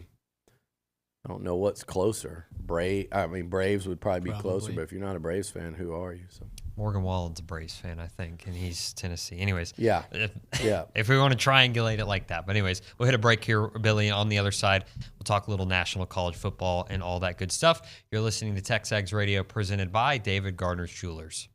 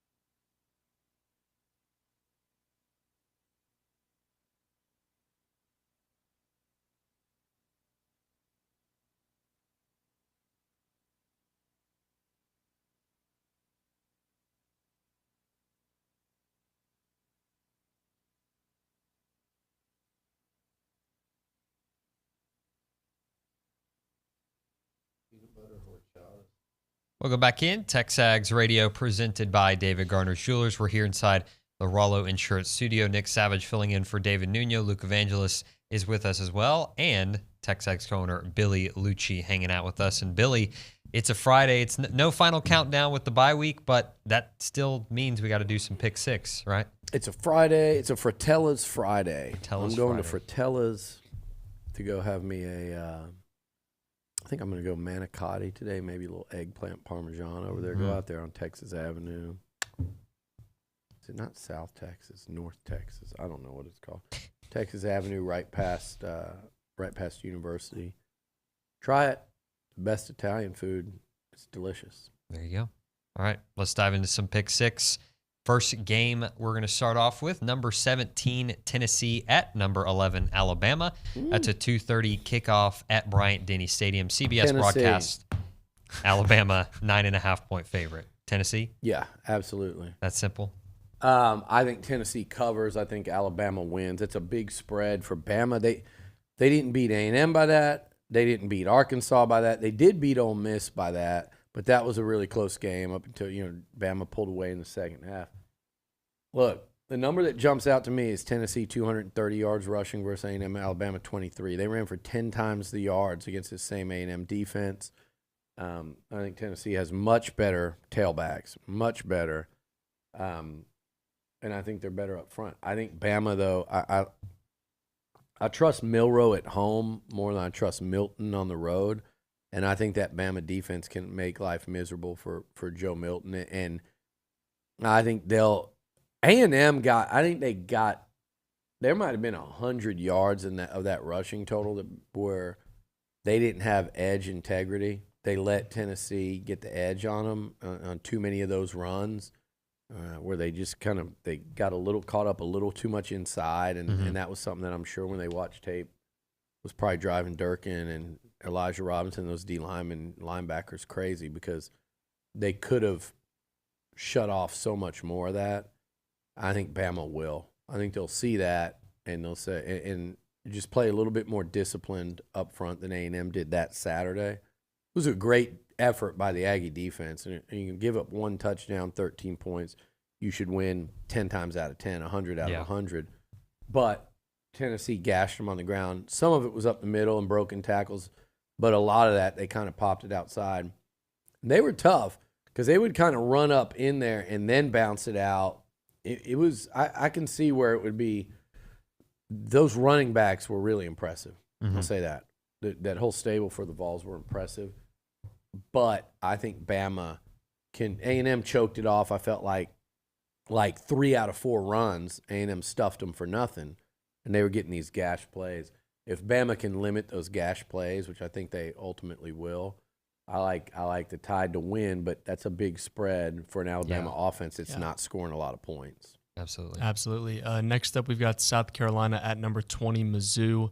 2:30 kick it's actually in Columbia. I'll let you guess which one. And it is Missouri minus 7.5. Man, South Carolina, I think, is going to come into Kyle Field stumbling. They're going to come in at 2-5. I don't see them going into Columbia. Missouri, with the way the Tigers are playing, I don't see them going in there and beating Mizzou. And I'm looking at that spread. That 0.5 makes me a little nervous because South Carolina can score if you're not good defensively. They can score on you. I almost feel like South Carolina's got a little too much offense to get outscored by that much. But it's at home. I'm going to go Mizzou to cover. I'm going to go Mizzou to win that game by about 10. I would agree with that one. Next game up, number 16, Duke at number 4, Florida State, 6:30 p.m. kick. That one's at Florida State. ABC broadcast, Florida State is the 13.5-point favorite. I'm looking at Penn State and Ohio State as the game of the week. Had Duke and Mike Elko and company, who I know all Aggies are rooting for, this year and last year and wherever he's coaching. But Duke is such a story. You don't have to have A&M ties to be rooting for Elko on that team. If they stop Notre Dame on 4th and 16, it's already a really big game, but imagine how big a game that is if they stop Notre Dame on 4th and 16, and we're sitting here talking about 6-0 Duke, probably ranked in the top 8 versus 6-0 Florida State. That's how close we were to having that. But Duke is still that team, and they're not playing football like a basketball school right now, so that looks like a mismatch. That looks like it would be a better matchup with Florida State basketball against Duke basketball with the way the Seminoles have been at times over the years under Hamilton. But no, Duke's playing football like a top 15 team, and you watch them play, and they look like one. It's not like they beat a bad Clemson team, and that's it. You watch them play, the athletes they have on defense, the style of play, QB. I can't see that spread again. It's 13.5. Oh, I'm going Duke all the way. I think Florida State at home probably wins a close one and takes another giant step towards that college football playoff. But I like Duke to cover. I mean, man, Duke's played way too good, in my opinion, to get blown out by Florida State, who's also played some close games against teams that are worse than Duke. I can promise you that. So because it's in Tallahassee, I'll go FSU to win. Duke, to me, that would be one if I'm circling games that I want to bet in a week. And this could be the kiss of death for Duke here. But if I'm circling games that just scream out at me that I need to bet them, it would be to pick Duke to cover against the Noles. ACC is interesting, isn't it? Yeah. Yeah. Like, no one's talking about North Carolina. We are. Yeah, Luke. We were talking about. We'll get into that with you a little later. But most underrated team, and Luke has UNC making the playoffs. Yeah, I mean it's very possible. Yeah. Mac Brown, the return of the Mac. Yeah. Before you take that betting advice from Billy, just remember he is in last place. Well, I will say I'm in second to last in the Eagle because Cease changed and this is factual. Cease. He changed the day that we have to turn these things in every week. So a couple times I've had to go with the consensus of picks and not my picks. Right. These ones, am I still in last? Or am I tied for last? You're tied for last, but it's not much better. Who am I tied with? You are tied with Seth. And how far back throw Rocco out? He cheats. He studies. What? You're actually only 2 games back. Okay. Everybody's at 20 and 22. So easy there, Luke. But it's last place. Luke, have I been a Luke supporter Yes, and a Nick you have. Savage supporter? I'm not Nuno over here attacking y'all daily. So, okay. Good point. You're right. I'm in last for now. These picks are going to change that. Let's Right. go on to the next. Next game, we've got Clemson. Thought you were going to say don't trust Liucci because my easiest bet of the year that I said bet your house on was Georgia to cover 14 against Auburn the week after A&M played them. And they damn near lost. Like that bet was over by halftime. I'm not making a comment on your gambling advice. Remember, I have to sit next to Hop and Olin and hear theirs. They are, I think together they have like 60 losses on the year. So should we nickname that duo Holin or? I don't know what to nickname them, but they need to do their research. Olap. Next game is Clemson at Miami. 7 a.m. kickoff. Clemson is giving 3.5 points. At Miami. At Miami. You know, I feel like as someone that watched Miami and saw Van Dyke just throwing dimes when A&M basically said, hey, we're going to stop the run and we don't think you're good enough to beat us with your arm, and he did. I've got to remind myself of what Miami really is and what they've looked like. So they're 4-2 right now. They're 1-2 against teams with any sort of pulse. They beat A&M, they lost to Carolina, and they lost to Georgia Tech. Not that Georgia Tech even has a pulse. They're 1-2. Those other 3 wins came against like really horrifically bad football programs. They're 1-2 against teams with a pulse. Last year they went 5-7. I imagine there are a couple of gimmies in there. I would say they were 3-7 against teams with a pulse. So they're like 4-9 under Cristobal with teams with a pulse. Clemson is down. They have a pulse. I'm going to go with Clemson to win that game. And 3.5, I'll go ahead with the cover there too, reluctantly. I could see a 3-point Clemson win, but I think Clemson's winning that game. Next up, number 14, Utah at number 18, USC. 7 o'clock kick there at the Coliseum. USC is the 6.5-point favorite. Utah has been giving USC the business lately. They're too physical for USC. They exploit how soft USC has been. I don't know if that'll ultimately change under Lincoln Riley. I know what most people think, but I do think they'll just keep getting better and better players via NIL and the lure of LA. But they're not there yet. That's for damn sure. And Utah will play physically. SC's coming off a pretty one-sided loss to Notre Dame. Caleb Williams, I don't like the ego there. I really believe you have a quarterback that it's all about him and his brand and his fingernails. And, like, it's just – I just think as good as he is, there's some kind of disconnect there with, like, do you and as a byproduct your team really want to be champions? Utah has that DNA. What they don't have, they don't have Cam Rising yet, right? He's still not. I was just reading something. They said he's still questionable. Yeah. So that means even he's if not he gonna were to play. come back, he hadn't played. I will actually pick SC in this one. I watched Utah. I was sick the Friday night before Arkansas, and I sat in a hotel room in Dallas by myself, ordered a Louis pizza, which you guys don't know anything about, and you should because you're from Dallas. Ordered a Louis to my room, sat there, made sure I felt better before I went to the great 11 a.m. Arkansas kick. And before I woke up the next morning, drove to Shug's Bagels, which is another thing. Yes, I'm familiar. Okay, good.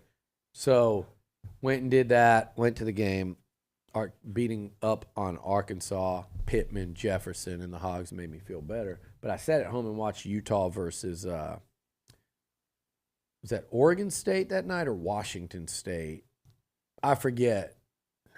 But whoever it was, that's Utah's one loss. And they just, I think it was Oregon State. They're just not the same without offense. It was Oregon State. You know, they're just not the same. Oregon State beat the crap out of them physically. It was a good little battle, but Oregon State was just better. Utah without Rising, it doesn't work, and I just don't think they'll score very many points. Yeah. I go SC. I agree with you on that one. And finally, we have number 7 Penn State at number 3 Ohio State. Ohio State, a 3.5-point favorite. If you're going to give me 3.5, I don't know I like James Franklin and what kind of coach. I love that the coach he is. I don't know if I love him getting Penn State over the hump, but if you're going to give me 3.5 and I can get Ohio State winning by a field goal or less, and you're giving me the option of Penn State winning that thing outright, and you're asking me to put money down on it, I'm going to pick Penn State and take my chances because I think I could see a world where the Nittany Lions go in there, win that game with a superior quarterback, and then you're looking at Penn State, Michigan, whiteout in Happy Valley. That could be essentially for a playoff spot. Yep. So I'll go Penn State in the points. I think if you're making me pick that game, I'm going to say Ohio State wins, 27-24, 31-28. They win by a field goal. Late field goal, Ohio State wins it. But money down, I'm taking the Nittany Lions, and I'm going to like my chances. We'll hit a break on the other side, Billy. We'll get into mid-season awards. We kind of got into that earlier. All that and more coming up next on TexAgs Radio, presented by David Garner's Jewelers.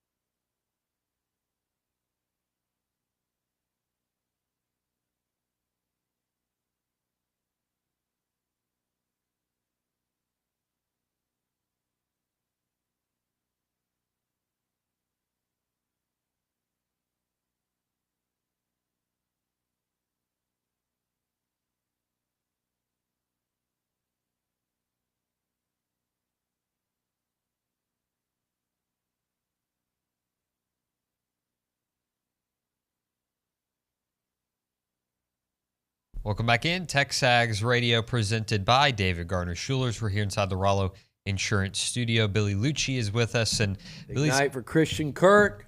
Oh, yeah. Last night, took down the Saints. What's his stat line? Let's I don't go know, see. but he scored the game-winning. Oh, is that right? touchdown. He had 16 fantasy points in half PPR. That's all I need to know. Did he? Yeah. Nice. I was watching the There you go. Astros, so I was not engaged with that one. But by the way, what do you think about that series? Rangers Astros.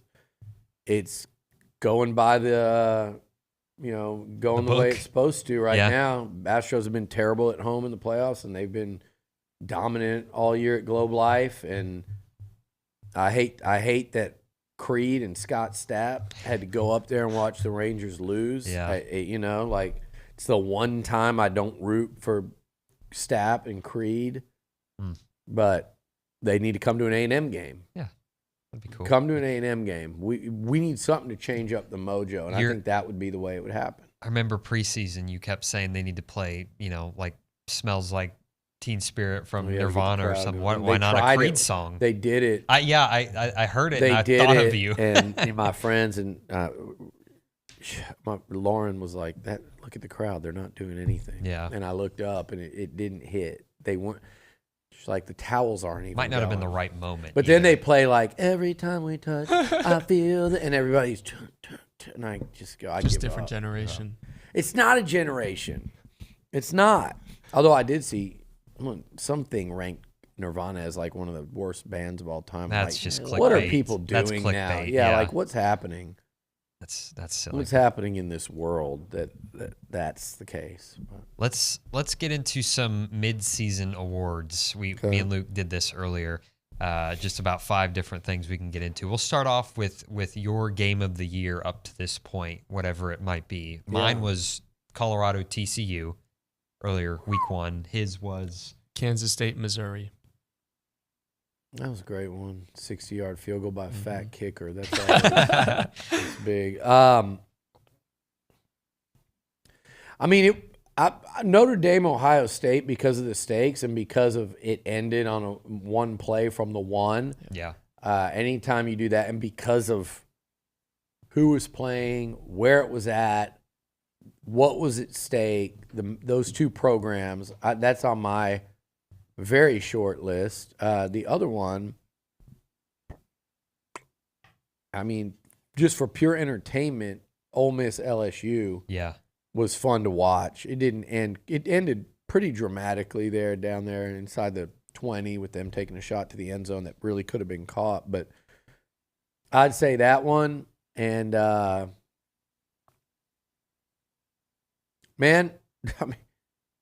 it's more recent. I might go. Colorado's been in so many. I wanted to say the Stanford one, but honestly, as far as entertainment value and the whole country dialed in, I might actually go ahead of the TCU game. I might go Colorado State. Yeah. On that, what was that? Was that a Sunday night or when? Or It was late? It was late really Saturday. late night. Saturday. Yeah. Overtime game. That game, I would go actually with that one. Yeah. I'm gonna say those are kind of my 3 that stand out. Yeah. Next up, we've got your player of the year so far. Mine was Michael Penix. So was mine. I think that's kind of the consensus. I think he's your Heisman winner if the season ended today. Yep.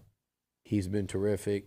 He was really terrific last year. I go back, I remember I said the other day, the first time everybody outside of Big Ten country learned about Michael Penix, he's, diving for the pylon and hitting it with the football in some dramatic win where Indiana beats Penn State. Was that 2020? That Yes, might have been 20. Yeah, and he's been nothing but up ever since. He's made a really wise move with that transfer that's really altered the trajectory of his career. And I watched him in that Alamo Bowl against Texas last year and was like, damn, this guy's really good.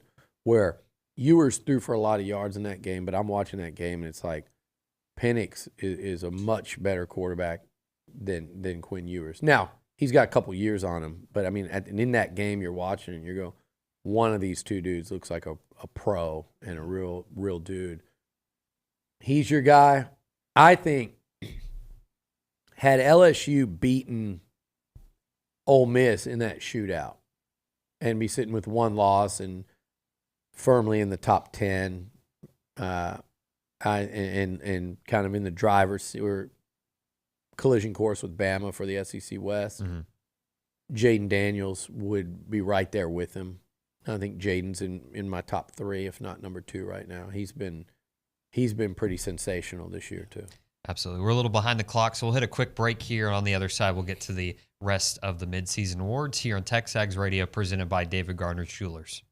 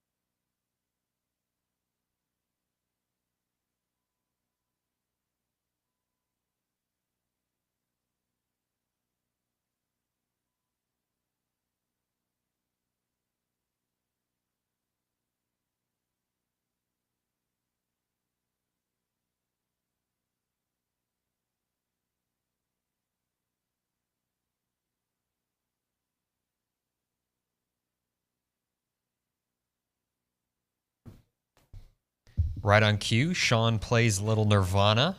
Perfect. Welcome back in TexAgs Radio, presented by David Gardner's Jewelers. Billy's in studio with us. They just played some Nirvana coming back. Should I stay on and surprise mock Bronny when he comes on? Let him talk for a minute and then follow up by just parroting exactly what he says in his voice, him unsuspecting. If he's not listening right now, you should absolutely do that. I don't think he might be. He might be, yeah. I already know he's probably in that bathroom, got his phone on, watching the stream, just doing damage.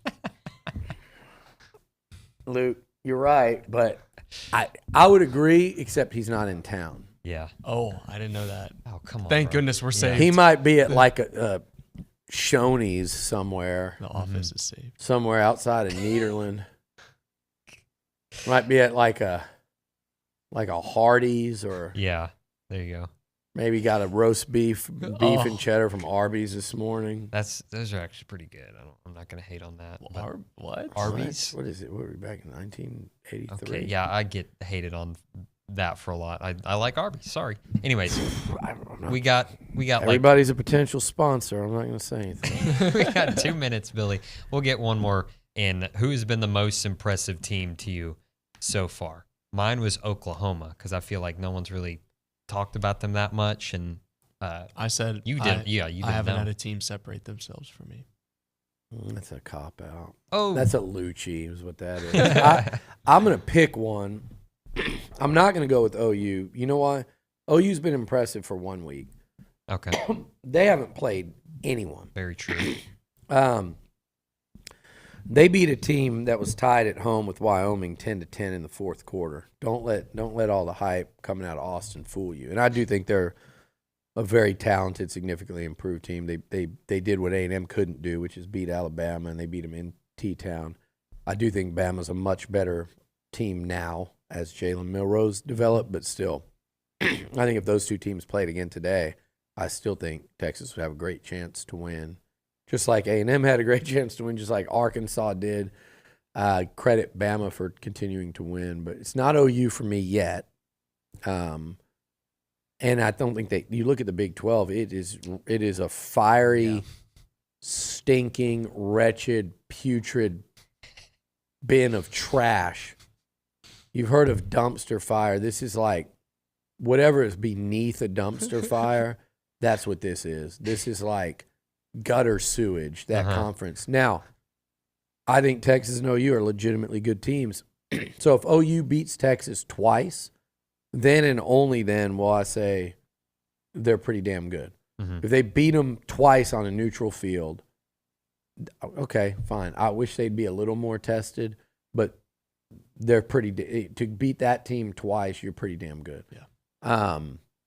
But until then, just they beat them. They've played one team with a pulse and they beat them. So credit. I do think they're a really good team. I don't think they're in the conversation yet as some of these others. Got about 20 seconds. Honestly, I'm gonna go with Washington.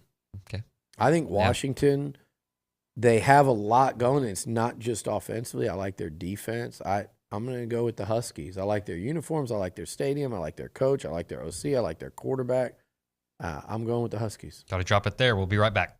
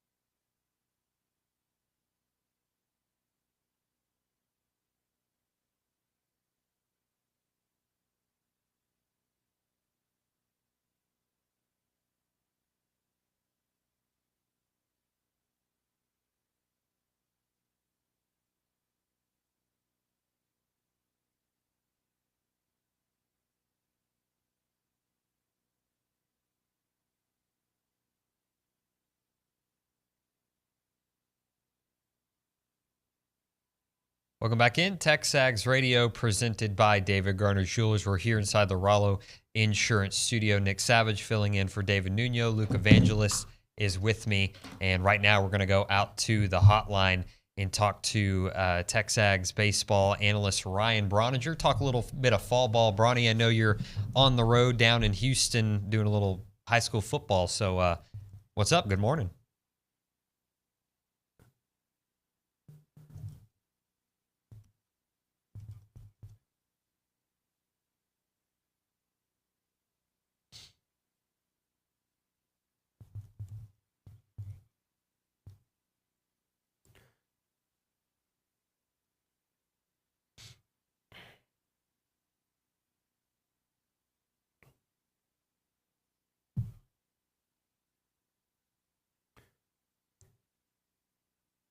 Wow, Bronny. I was going to open up by just kind of repeating what you said in your voice, but you one-upped me.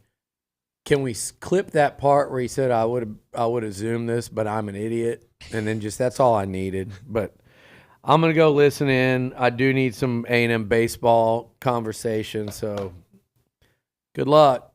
Good luck this weekend with the Cougars.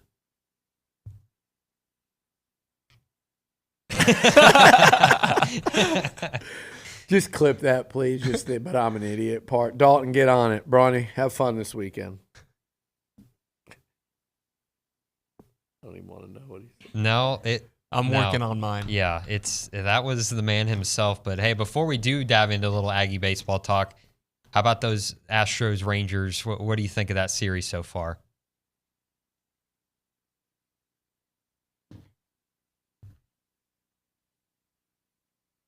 Yeah.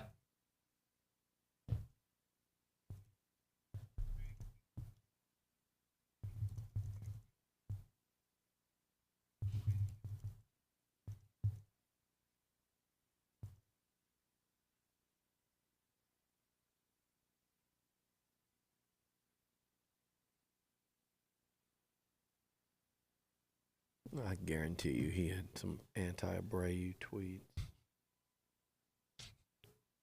Yeah.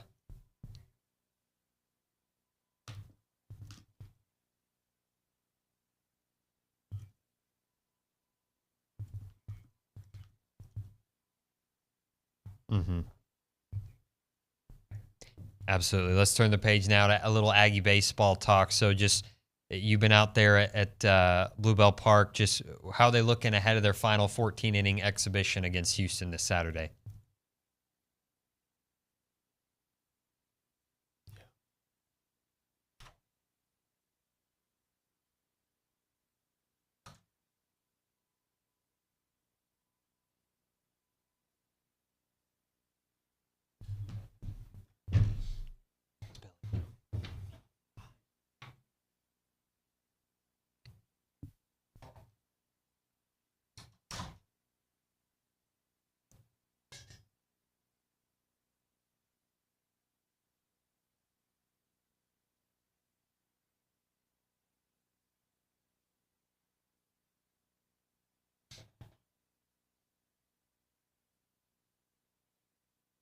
And I believe, it's more precautionary thing. Again, something he's played through before, but they want to get that thing healed so where he's not hobbled by it.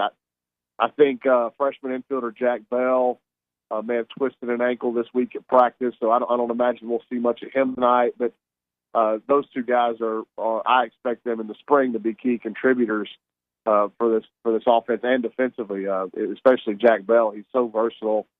He's such a reliable infielder, even for a freshman.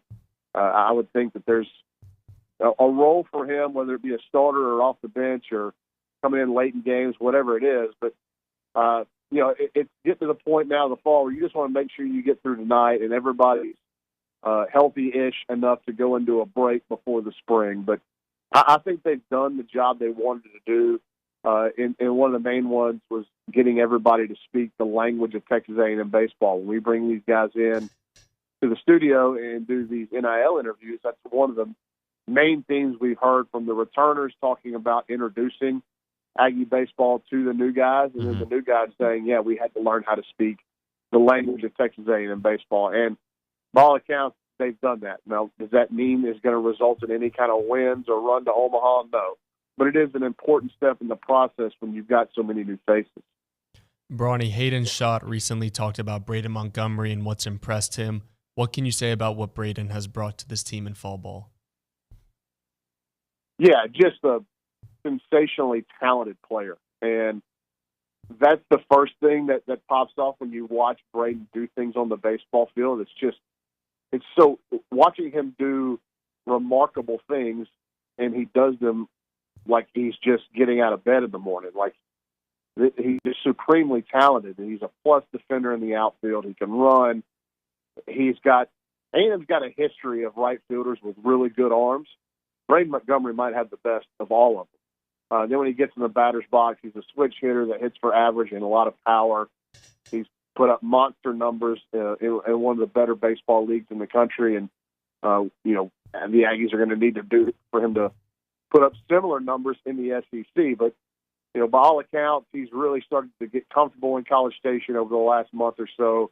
And then his last week of practice, just talking to some team sources, he's been off the charts. So if that's the version of Braden they're going to get, then the middle of their order is going to be as talented as anybody in college baseball.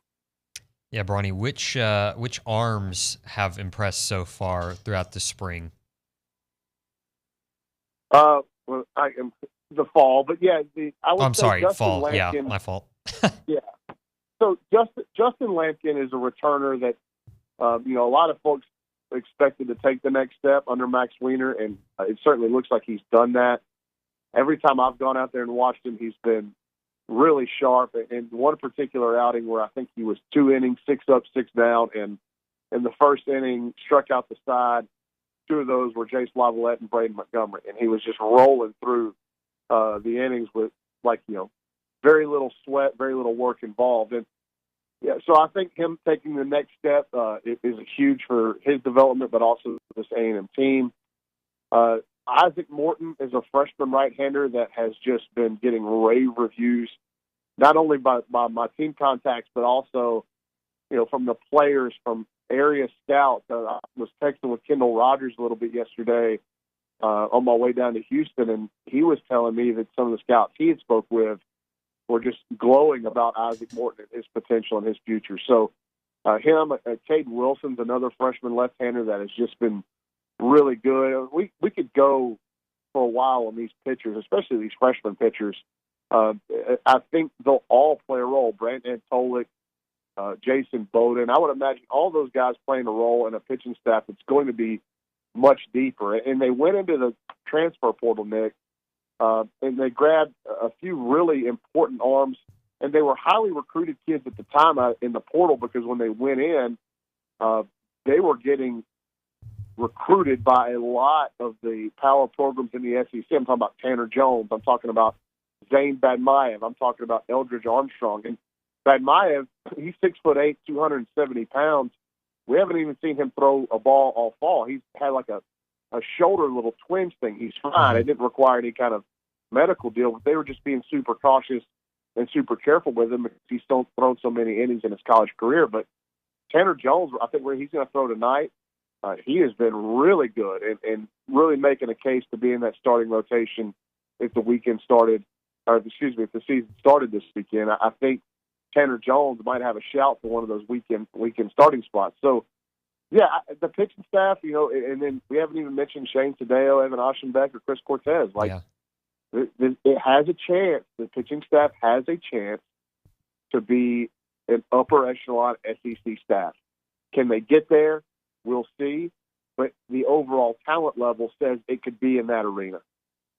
Yeah, looking at this lineup 1 through 9, what bats stand out to you outside of the usual suspects, and what position players have impressed and possibly worked their way into a starting spot? Yeah, I mean, so everybody's, I guess the ones that we know about are going to be Braden, Jace, and Targach. Outside of that, it's going to be a lot of new faces. And, Hayden Schott's going to figure in that role. We spoke about him. He really swings the bat well, plays the outfield. Jackson Appel is a grad transfer catcher who he switch hits, he gets on base. I think he and Max Coffer are at the catching position in a much better spot than it was to end the year last season. Gavin Grahovic, there's people walking around the Aggie baseball program that have been around it a long time that are saying Gavin Grahovic is the best freshman position player they've ever seen come through there. Wow. And they just had Jay Slavolette last year, who's a freshman All-American and set a school record for homers as a freshman. So Teddy Burton is a grad transfer who I think is going to play a prominent role. But there have been some guys, Luke, that have had sensational falls and really worked their way up the depth chart. One's a senior in Travis Chestnut. We know what he can do on the base path. He's one of the quickest home-to-first times that Jim Schlossnagel has ever coached. He can really cause a lot of havoc on the bases. He's a good defender in center field. He covers a bunch of ground, and he can throw. And in this fall, he's cut his swing down, changed his approach, and been a lot more productive. And so I think you could see Travis Chestnut, not just with an injury, but he could be a starter out there in some spots in that outfield that it seems like those outfield positions are spoken for, but Travis Chestnut is really working his way up that ladder. And then in the infield, it's a local kid, redshirt freshman first baseman Blake Benderup. And look, Jet Johnson's a freshman we've spoken a little bit about. He's had a sensational fall swing in the bat. But the best number so far this fall in the inter-squad scrimmages for the entire team, and that's Jace and Braden included, is Blake Benderup. He's 6'6", 230 pounds with a really short swing. And he's just continued to hit. His drill work's been great. His BP sessions have been great. And it's turned into production in the actual games. And I think he leads the team in home runs this fall, if I'm not mistaken. So there's still some real positional battles going on at first base, at DH, some of those infield spots. I mentioned Jack Bell, Hayden Kent's in there fighting with Ali Camarillo for spots. So the competition level this fall, that's what I said whenever this thing kicked off, was that it's the most interesting fall to watch and analyze since Jim Schlossnagel's been here because of the roster turnover, the amount of freshman talent that he's got at his disposal, but also the veteran presences, whether it be from the roster last year or from the grad or the transfer portal. It's been a dogfight every day for spots and for positions, and I think that is the reason why the fall has been really productive in terms of outcomes for A&M, is because every day these guys are going out there and fighting for a spot. Yeah, and you mentioned Max Coffer there a minute ago. Just what has his development been like from year one getting to A&M when he was 17 till now? I mean, like you said, he's going to be in probably the regular catcher rotation. So what has his development been like? Yeah, I think when you see Max, for the fans that haven't been out there to watch them yet or maybe missed the Houston Christian scrimmage, when you see Max, you're going to notice he's bigger and stronger. And that's just, when you get kind of dumped into a situation as a 17-year-old, I don't know how much time you've got to get bigger and stronger. So he took the summer to do that, and it's a noticeable difference. And it's resulted in more power at the plate. I think he's hit more home runs this fall. I was talking to him, and he seems like he's really pleased with his power output so far this fall. And then, just him handling the pitching staff, and he's a good thrower. I know Jim Schlossnagel really doesn't value throwing a ton as a catcher, but, Max he's a worker. He's tough. He's great blocking the baseball, and he commands the pitching staff, and he's got a great presence about him. So having him, Anna Pell, and Hank Bard back there gives that catching position a lot more maturity than what you had in it last year. Bronny, you bring in a loaded transfer class, loaded freshman class, and you've got your returners. How do they all mix together? What's the chemistry of this team looking like? I would say that it's much different than last year's team. The personality of this team is much, much different than last year's team. And that's not saying one's right and one's wrong. It's just different. And, I think you can win both ways. And, the Austin Boast and Jack Moss and Trevor Werner, Brett Minnick, Jordan Thompson, all those guys that have played so much ball at Texas A&M, they were kind of really familiar with each other in their day-to-day. So this group, being mostly new, has had to do that kind of all together all at once, and they have a ton of fun. You go listen at practice; they're laughing a lot. There's a lot of big personalities on the team. Hayden Schott is just an electric individual, and listening to him talk about the camaraderie amongst the group as a guy that's 22, 23 years old, it really kind of gives you a good insight of how this thing's kind of all molding and melding together. So I know it's a group that likes to hang out off the field a ton. They like going and doing stuff together. And it seems like there's just more, last year they probably didn't know it every day, but they were carrying the expectations of that Final Four run into last season. And when they didn't start off playing the way that they thought they would, I think that they wanted to do it so bad that it made them play a little bit more uptight than they normally would have. Mm-hmm. And this team is going to be, I think this team right now looks to be the opposite of that. They're laid back. They have a lot of fun. They express themselves playing the game of baseball. And it's just like it's almost like a big league club kind of atmosphere. And Jim Schlossnagle does a great job of knowing when to kind of tighten it down and let it go. But this group is way more free and easy than last year's group. Bronny, what decisions do Coach Schlossnagle and the rest of the staff have to make after fall camp? Or, are they making roster decisions now, or does that all come after spring and heading into the first series of the year? Oh, there's a ton more data points, man. And fall is just one on the checklist of getting ready for the season. And the period of time when they send the kids home and they go home for Christmas break, holiday break, that is a hugely important time for these kids as individuals because they're not at the facility every day. They don't have a coach giving them a daily program or the strength and conditioning staff giving them a daily program where they're around them with their own eyes. They're kind of trusting them to get their work done. So that's another huge data point for coaches that a lot of fans probably don't see is, okay, when we send this kid off, what's he going to come back as in January? Is he going to be ready to play? What's he done day to day? Has he added weight? Has he lost weight? All those kind of things. And I think when having a lot of those transfer older guys, I think will help with that because they're more accountable to the day-to-day and they just learn how to manage the whole thing.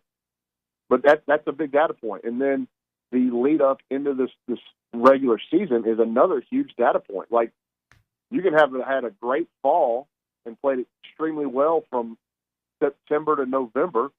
And then when you show up in January and get ready for the season, you don't play real great. You're not going to be in the starting lineup. This roster, there's too much competition amongst the position players and pitchers for you not to be playing well and just get trotted out there. Now, like Ryan Pargach and Jace Lavalette and Braden Montgomery probably get a little bit more leeway because they've done it at such a high level for so long. But, in the end, they're still getting pushed by these younger guys. So there are a lot of data points still left for this coaching staff. They could probably write a lineup that they think is going to be the opening day lineup tomorrow after the scrimmage, after they evaluate everything from the scrimmage tonight. Mm-hmm. And I bet there's still going to be 3 or 4 changes in it from the one they would write tomorrow to the one they're going to write in February. Bronny, if the spring season started today, who's in the weekend rotation? That's a good question, Luke. I feel good about Justin Lampkin being one of them. I don't know if you run a true freshman out there just yet, but Caden Wilson and or Isaac Morton would be that guy if you're going to go with a freshman.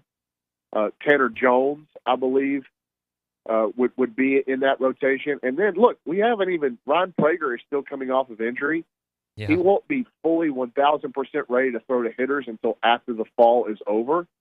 But you got to remember how many games he pitched there. He started a game in Omaha as a freshman before he got injured. And so, I think Ryan Prager getting him back and getting him rolling ahead of the season, his ramp-up program and all that kind of stuff will be ready. But I think he's another one that you got to look at as a potential weekend starter. Bronny, thank you so much for joining us. Enjoy the rest of your time in Houston, and we'll talk to you next week. All right. Thanks, guys. That's Ryan Broniger there on the hotline. Thanks, Dalton. We're going to hit a quick break here. On the other side, we got Around Aggieland with Kay Nagley coming up. Keep it right here on TexAgs Radio, presented by David Gardner's Jewelers.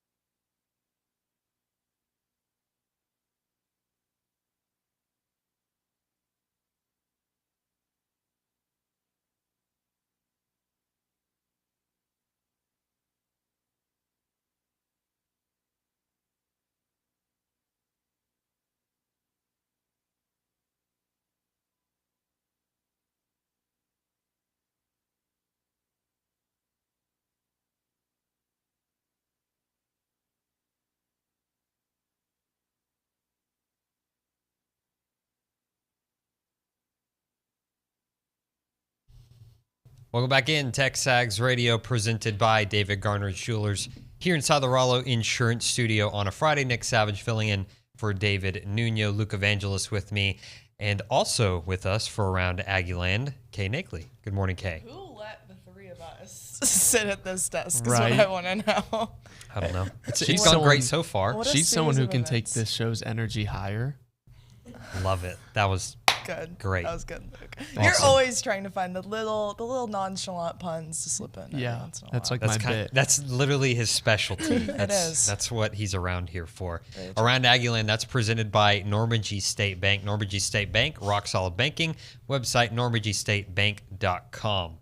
Okay, Nagley, take it away. I'm taking it away. So I'm going to have y'all guess how many mid-season All-America lists that Edgerrin Cooper is on. 7. All No, of 6. You were right. 7. 7. So This guy is absolutely balling out. 85. He has posted 45 tackles with 13 and a half tackles for loss. He's also the highest graded linebacker per PFF, which they were messing all kinds of stuff up yesterday. A&M linebacker legend Leon O'Neal. It would kill PFF to put the right A&M player on the It graphic. would. At this Really. point, it has Even to be right a position. bit. It has to be a joke at this point. Yeah. They know it gets more engagement. Position player maybe could be right, or maybe just in the same team, maybe Yeah. a guy actually on the team right now. Anyways, another linebacker killing it, Torian York, was named to the Athletics midseason freshman All-America team. Linebackers have been balling out recently. And then Max Wright was also nominated for the Werfel Trophy, your stash bro. Stash bro. That award is gone. Goes to the guy who demonstrates exemplary community service with athletic and academic achievement. So great guy. I can Max tell you, Wright. just give him the award now. That perfectly give him describes Max. Yeah. He's wrapped it up. True.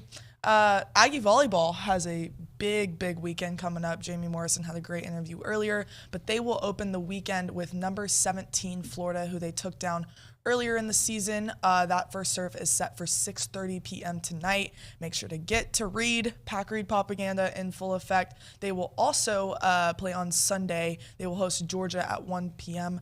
right here in Reed Arena. So, hey, my parents are going to the game, so that means you can go to the game as well. Flory and Steve are partaking in Pack Reed, then it means they need to get there. Unfortunately, soccer did drop a match last night.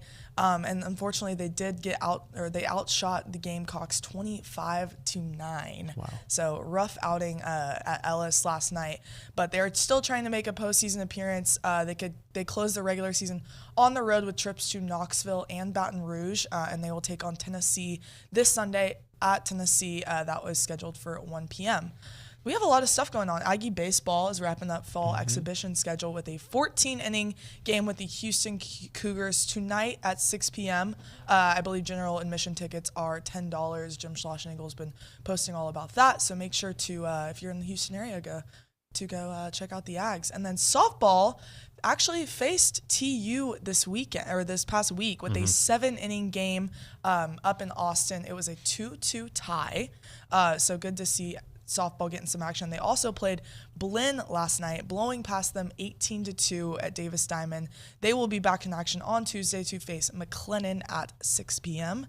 And then also had some basketball stuff going on. It's bye week, but it's been a busy one. Buzz Williams, Wade Taylor, and Tyrese Radford made their way to Birmingham for men's SEC tip-off. I know both of y'all are very excited about getting basketball back. Yeah. And then women's basketball also was in Birmingham this past weekend. Joni Taylor, Janiah Barker, and Auburn transfer Akaya Kubale, I believe. They all spoke to the media as well on Thursday. So excited to also see what Joni Taylor and company have to do this upcoming season. Finally, equestrian. Y'all's is not as good as I can't do it that way because I'm smiling too much. I gotta get serious. Well, he said he's gonna start doing yeah. There you go. There you go. The number 4 equestrian team, how about a ranking there, will hit the road for the first time this season as they face number 5 Oklahoma State, the Cowgirls. That will be an 11 a.m. meet on Saturday. So a lot going on, a lot to be excited about, but I know we're ready and not ready for some football. I think you missed something. Was there anything else going on around Aggie Land last night? Oh gosh, no. Songfest, unless right? you're talking about you killing it at Songfest. Oh, yeah. thank you. I think we should have your performance just playing on the back screen. I've been making that pitch. Just zoomed in on you. I agree. When the high spotter definition circle around him the whole time. We were reviewing film before the show today, actually. We were. The important things. Yes. I was watching myself and I looked really good. Are you in the back? Wow. No. Don't I'm need in to the make middle. any adjustments. Okay. Not you a look that single good. one. Do you have My any, shoe did fall off that's how hard I was dancing that my shoe came off, and I still executed the dance perfectly. We need to show the people what you've been wearing for these. No, we don't. Yeah, no, we do. Yes. Well, we Kate don't. tried to show the whole world, but And then she deleted it, Yeah. thankfully. I felt I'm on nice. Team Luke there. That would I would have been mad. Can't expose me like Hey, that. I was nice. I was nice. I feel like I already get on you too much. at You this really office, do. but- You really do. Hey, yeah. Speaking of, another thing going around, if you are an A&M student or a grad student and wanting to do basically this and work your way up, apply to TexAgs internships. I know that is on our site. I know I can speak for myself. I love this company, and I know Luke does too. So heck of a place to be if you are watching and interested. So one more thing before we let you go, Kay. Y'all tell us what's on the East Side podcast this week. What do y'all have? Someone, I don't know if you would know him. He's kind of like underground, kind of low key. What's his name? Yeah, people may not know him. Yeah. He's kind of like a underground guest. Yeah. Might be a co-owner, might be an executive editor. Yeah. So a guy by the name of Billy Former Liucci joined Billy. our From the East Side episode. If you have not checked that out, basically rewind, just went flat, like blast to the past, went and talked to Liucci about his time as an A&M student, whether he studied, whether he partied, whether he hung out with Dan Campbell a little too much, or the McKinney brothers. It was a heck of an episode. So studying is pushing it. Let's just get that out of the way. Studying. There were very little classes attended, from my knowledge. Yeah, it was a good episode. We also had Caroline Calzada on, talk to her about Aggie soccer, of course, and then a little bit about her brother as well, like taking down Alabama. That was cool to hear from her perspective on that. And then Candy Cavan is always on talking some Aggie volleyball. Like I said, they got a big weekend. So. Absolutely. Kay, thank you very much. Of course. We're going to hit a break here. On the other side, we're going to talk to JD Piquel of On 3, get his take on some big games coming up this weekend. All that and more on the other side here on TexAgs Radio, presented by David Garner's Jewelers.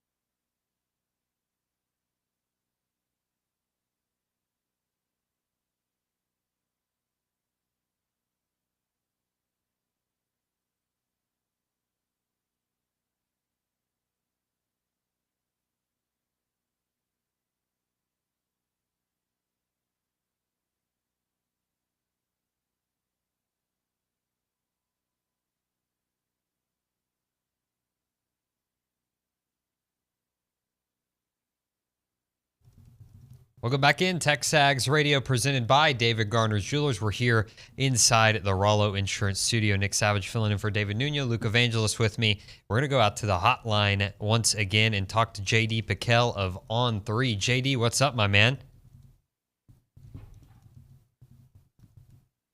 You got us, JD? Someone might have to put him on air for me because I don't have that button. JD, you got us?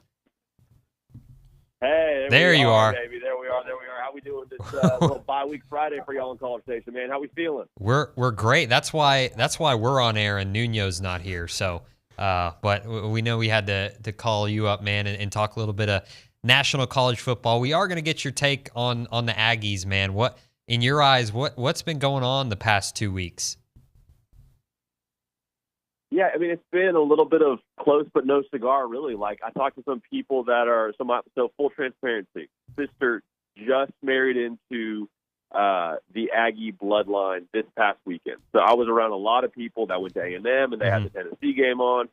And the sentiment was like, man, really probably should have, would have, could have beat Alabama. Probably would have, should have, could have beat Tennessee. And I think, like, that whole narrative now, and y'all probably could attest to this, like, over the course of the last few years has just been way too common of a theme. And some of it, obviously, with the whole situation around, the lack of success and what did you do with Jimbo Fisher, like some of that, there's a fair amount of blame that falls on Jimbo Fisher. I'm sitting here saying, like, hey, who put this buyout together? Like, who buys a wedding ring on the first date? Because then that just makes for a messy breakup, So now I will also say this. A lot of ball left to be played. 9-3 sounds a whole lot better than 7-5. I think 8-4 is the real tricky discussion of, okay, hey, what do we do? Is this a thing where we got to move on? Do we rip the Band-Aid off? Is it going somewhere? So the eye test, all that to say, will be very, very critical if we get to 8-4 at the end of the year. So I don't think it's totally, burn the whole thing down. But when you look in the rear view and see, the track record, it's tough to totally make all the excuses for it. But, I mean, I will say this, too. I know that I'm going long here, but, like, if Connor Wegman plays, are those two games different? If Connor Wegman's healthy, you can't control that. So a lot of pieces to it, but I'm hoping and I'm pulling for Jimbo to be able to get this thing headed the right direction, and they can finish 9-3. JD, what adjustments does A&M need to make coming out of the bye, and how will those manifest itself against South Carolina, let's say in the first couple minutes of the game? I think there has to be more explosivity offensively. And that's kind of the obvious statement, right? But when I look at these last couple of games, like, the defense has been playing their tails off with how they've been stopping the run and for the most part been able to minimize, a lot of the big plays, with the exception, I guess, of the Alabama game. But to me, I think that you have to do some things to just kind of simplify Max Johnson's plate a little bit. If you can get some more quick game in there for him and get him some easy access throws to get him in rhythm, because I feel like they have an offense to where if they could soften up the box a little bit, if they could kind of get a defense off balance a little bit, they have the personnel, in my mind, in that backfield to run the football, and we've seen that in spurts. So if they can kind of make Max Johnson's job just a little bit easier and get the ball to guys like Evan Stewart in space right away, Anaya Smith in space right away, Miss Muhammad, like, there's no lack of weapons, which is kind of, I think, the head scratcher for, hey, we got all these phenomenal playmakers. Why are we not scoring more points? So to me, the answer would be let's get it out quick. I'm oversimplifying it here, but let's get it out quick. Let's let them work in space, and let's kind of get ourselves into a rhythm here. Talking to JD Piquel here on the hotline, host of the Hard Count from On3. JD, what would a win against South Carolina mean for the Aggies, and what would a loss mean for the Aggies? I think a loss means you're having that conversation around, okay, is this going anywhere? Right? Like, is the writing on the wall? Is it what's best for both parties at some point in time? Like, anytime you get into that situation when you're dating somebody that's like, hey, we both kind of know where this is headed. Like, is it better for us to stay together for a few more months, or is it better for us to rip the Band-Aid off now? Like, that would be, I think, the conversation we start to have if you lose South Carolina. Now, if you beat South Carolina, I don't think it means the problems are fixed, but I do think it means that, okay, we survive another week to kind of put this thing together, kind of take honest inventory of how that game went. And I go back to this too, like, not having Connor Wegman has to be factored into this conversation. I mean, I know that from a macro level, it looks how it looks, but like this was, I mean, it is a very big deal to lose your starting quarterback. And I don't think that can just be, glossed over when you have this conversation. So But I do think it's kind of a survive and advance kind of thing week to week with A&M, and the South Carolina game is no different. 2 of A&M's last 5 games are on the road against ranked teams, Ole Miss and LSU. How important are these 2 games to not just the season, but the future of the A&M program? Oh, they're huge. They're huge. I mean, think if you split one of those, just the amount of good faith it would provide for Jimbo Fisher. And Ole Miss is playing awesome offensively. LSU, Jane Daniels is a Heisman candidate. Like, if you end the year with a win over LSU for the second year in a row in Death Valley, like the amount of, again, just good faith it would provide for, like, and that was the last thing you saw from Jimbo Fisher in 2023 in the regular season was a win over a ranked, who knows how highly they're ranked, over a Heisman contender quarterback. Like, I think that would make it a lot more difficult to say, yeah, this is not our guy. Yeah, this is not going anywhere. Because to me, it's all about trajectory. Like, it really is all about, like, hey, where is this thing headed? And it'd be hard to say it's not headed somewhere if you beat a really good team in LSU to finish the season. Now, I understand you probably have to not be a victim of the moment and take a few steps back and kind of take inventory of it all, but I think that would be a tremendous data point, rather, for Jimbo Fisher going forward. JD, let's switch gears now to more national college football talk. A lot of good games on the slate this weekend, one of them being Alabama-Tennessee. How do you see that one shaking out? Yeah, Rusty Mansell calls Saturdays like this a 0-calorie day or a 100-calorie day where you're burning 100 calories just walking to the fridge and back to the living room. Like, and that's it. You're not burning more than that. Man, Tennessee, Alabama is fascinating. I'm rolling with Alabama here. To put it simply, if Tennessee wins this football game, it would be because we see Joe Milton do something down the field and consistently in the pass game that we have not seen him do to this point.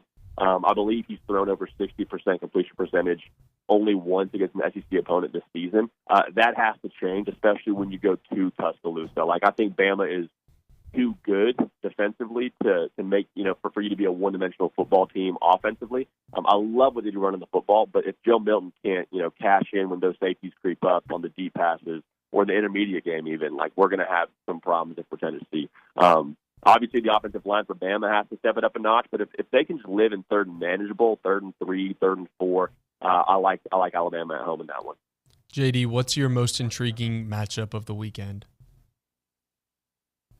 In terms of just team? Yes. Just game overall? Mm-hmm.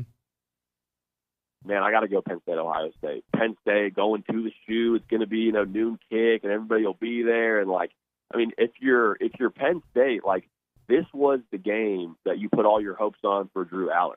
Like, when he became the guy, when he honestly even committed to Penn State, you're like, okay, when he becomes the guy, then we can get over the hump and beat the Michigan and beat the Ohio States. And so they're going to get a chance now, undefeated on the road. Big Ten implications, obviously, but even more so college football playoff implications. So how much they cut him loose is going to be fascinating. The reason why I double take at that question of matchup, because I think in terms of game matchup, like the matchup between Marvin Harrison Jr. and the 2 corners for Penn State, Kalen King and Johnny Dixon, all 3 of them probably going to make just a boatload of money in the NFL when it's all said and done. Yeah. The back and forth all day between those guys, I think, will be the best matchup of matchups in college football this Saturday. So, man, can't wait for that one. That's going to be a lot of fun. JD, any like under the radar games you got your eye on? For me, that's Auburn Ole Miss, because I think with that being a night game in Jordan Air, I think Auburn might have more of a chance than people might be giving them. So I'd be curious to see what you think about that, or if you have another under the radar game you'll be watching. No, you're on the money. Like, in terms of under the radar games, that's the varsity for me. Like, just like you said, like with it being in Jordan Hare, it's like, well, we all saw Georgia walk into Jordan Hare and have a 2-touchdown favorite walking in there, and it came down to the very last drive. I think that's a huge one. The other one that I'm watching, how about the ACC game between Clemson and Miami? I had a coworker this week call that the Anxiety Bowl, because if it's Mario Cristobal or Dabo Swinney, whoever loses that one, I mean, you're at 3 losses before Thanksgiving, or heck, before Halloween. It's like, geez Louise, man. Like, I don't think anyone's calling for Dabo Swinney's job with what he's done at Clemson, but I mean, we've known it's been loud over there for a minute, ever since the whole, decision to not use the portal and kind of the slow steps back they've taken the last couple of years. Mm-hmm. So I am fascinated to see what the storylines are out of that one, depending on whoever drops that game. JD, I know the story just broke, but what are your early thoughts on the recent developments at Michigan with sign stealing, and how do you think this could potentially impact college football, if it would make an impact this year or punishments potentially in the offseason? Yeah, that's a great question. The whole thing is fascinating because there are two sides of it in my mind. And the first is, if you genuinely sent somebody to another game to steal signs, and that was the sole purpose, like if that ends up being true, like that's not okay. There should be consequences. They should be punished. The other side of this is, I don't think Michigan is a drastically different team in the past couple of years, even if that is the case. Like, regardless of what signs Michigan has had or didn't have, like, they've been the bullies up front, and I don't think that changes what Michigan has been. I would also say, and I think a lot of other athletes are echoing the sentiment right now, like, sign stealing is something that, like, not only is not against the rules, like, I would say it's encouraged. Like, if I'm playing for Michigan and we're not trying to steal signs in a legal capacity, I'm like, what are we doing here? What, we don't want to win? Like, what's going on? So I think the whole sign stealing headline reads a little bit more serious than maybe it actually is when it comes to, the in-game scenarios. I would hope that, and it sounds like this is a thing that'll be resolved a good ways down the line, as the NCAA likes to kind of operate, and we won't hear anything probably for like a year, it feels like. But yeah. When it comes to Michigan, though, I'm like, I hope they don't just bring the hammer down and try and make a case. Like, if we're talking bowl ban and vacated games, I'm like, okay, let's all just take a chill pill. Let's figure out like some, vanilla punishment for them if that is the case, and let's all just go on about our lives. Like, this isn't something we need to just throw the kitchen sink at. JD, what do you think is the strongest conference in college football right now? I feel like it's more up in the air this year than it has been in a long time. Is it the Big Ten? Is it the Pac-12? What are your thoughts on that? Yeah, it's hilarious that's our conversation we're having between, is it the Big Ten and the Pac-12? Because, preseason we're all like, is the Pac-12 going to exist here in 30 minutes? Like, Pac-12 and Threads are kind of going at it to see who can last the longest. No, I think it's the Big Ten if you're talking about the college football playoff. Like, I think if you were to tell me, hey, pick a national champion, is it going to be from the Pac-12 or the Big Ten? I'd say the Big Ten. But in terms of just depth, top to bottom, and even entertainment value, like, y'all, I was telling people before the season, too, and I'm sure y'all have felt the same way, like, games that kick off at 10:30 Eastern, like, we got to make sure we have caffeine stocked up. We need coffee, we need Red Bull, we need Monster, whatever your choice caffeine is, like, have that ready at 10 o'clock Eastern, because there's a good game kicking off in about 30 minutes, and they have not disappointed at all. So I'll say the Big Ten in terms of strength, but I'll go Pac-12 with depth. We've been discussing this topic on the show so far, and we wanted to get your thoughts on it as well. Could you give us your game of the year thus far this season? Ooh, game of the year. Man, it's hard enough to go Oregon-Washington.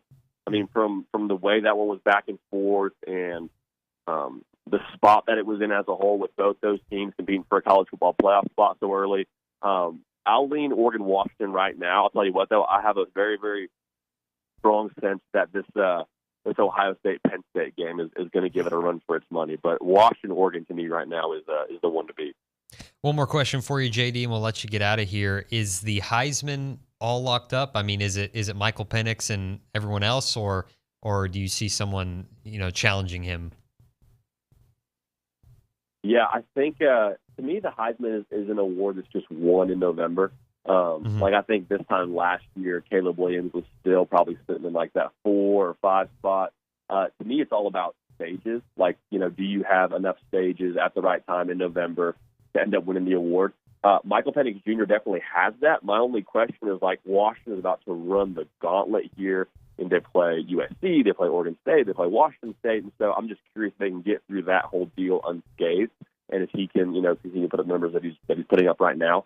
A guy that I'm watching, and it's funny we talked about Michigan a second ago, but like, if J.J. McCarthy, these last 3 weeks of the season, they played Penn State, Maryland, Ohio State, and Maryland actually has turned out to be halfway decent to this point in the season.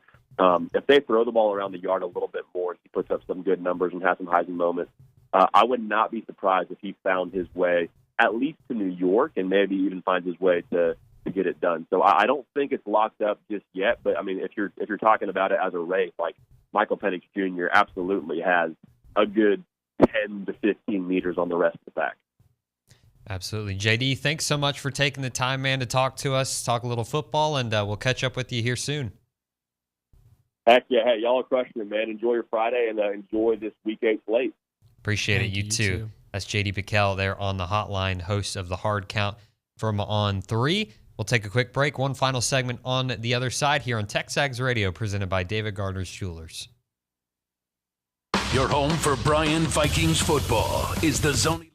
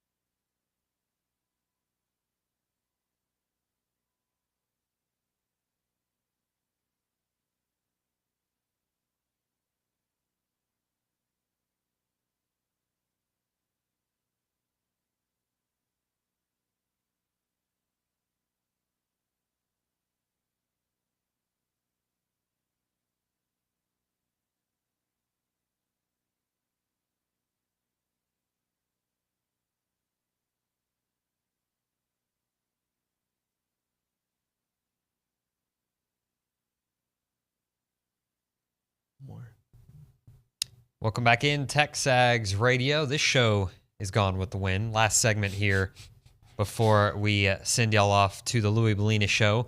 Nick Savage filling in for David Nuno. Luke Evangelist here with me as well. And over at the Angry Elephant News and Social Center, Hannah Harrison has been hanging out with us as well. Hannah, you got something for us before we head out of here? Guys, we forgot to talk about something really important happening this weekend, which is, in fact, the Zach Bryan concert. And I'm going. I've been getting my outfit ready. I am so excited. No, guys, because guess what? We still don't know who he's gonna bring as guests either to come and sing with him. Why does he need other guests to carry his shows? Because that's the fun of it. He'll sing Revival. Everyone's gonna go crazy, and you're gonna be missing out because you're not gonna be there. That's correct. You can call me Mr. Anti-Country Music. Oh boy, is that really your stance? I don't hate it, but it's just not for me. Okay. Well, there go all of your fans on our site. Sorry, everybody. Everyone listening don't like Luke anymore. That's just what's going to happen. Sorry. But I'm just kidding. Yeah, I'm not. I like country music. Not a Zach Bryan fan. Really doesn't do it for me. But that's all right. I hope you have fun, Hannah. I hope it's a good show. I will. I'm going to send you videos. And I you're hope going to get really jealous. Post Malone shows up or Wouldn't something. that be neat? He'll be at Songfest probably. Crossing my fingers for Noah Performing Khan. with Tri-Delton Centuries. There you go. You got what? 2 more shows you said? 2 more shows, yeah. Friday night and Saturday morning. We'll find out when you win Saturday or Friday. Yeah, Saturday. Saturday. Okay. Well, good luck. Thank you. You'll crush it. You've crushed it these past 2 days. Done a great job hanging out with me. Hannah, thank you so much for hanging out with us and reading texts and whatnot. Have fun at the Zach Bryan concert, I guess, if that's possible. Anyways, thank y'all for listening in to the show. Thanks to Andrew Monaco, Coach Morrison. Good luck to them. Billy Liucci, Kay, Bronny, JD Piquel's always great. Nuno will be back with you here on Monday to talk all things South Carolina. And Louis Bellina coming up next here on not here on TexAgs Radio, but here on The Zone. See y'all.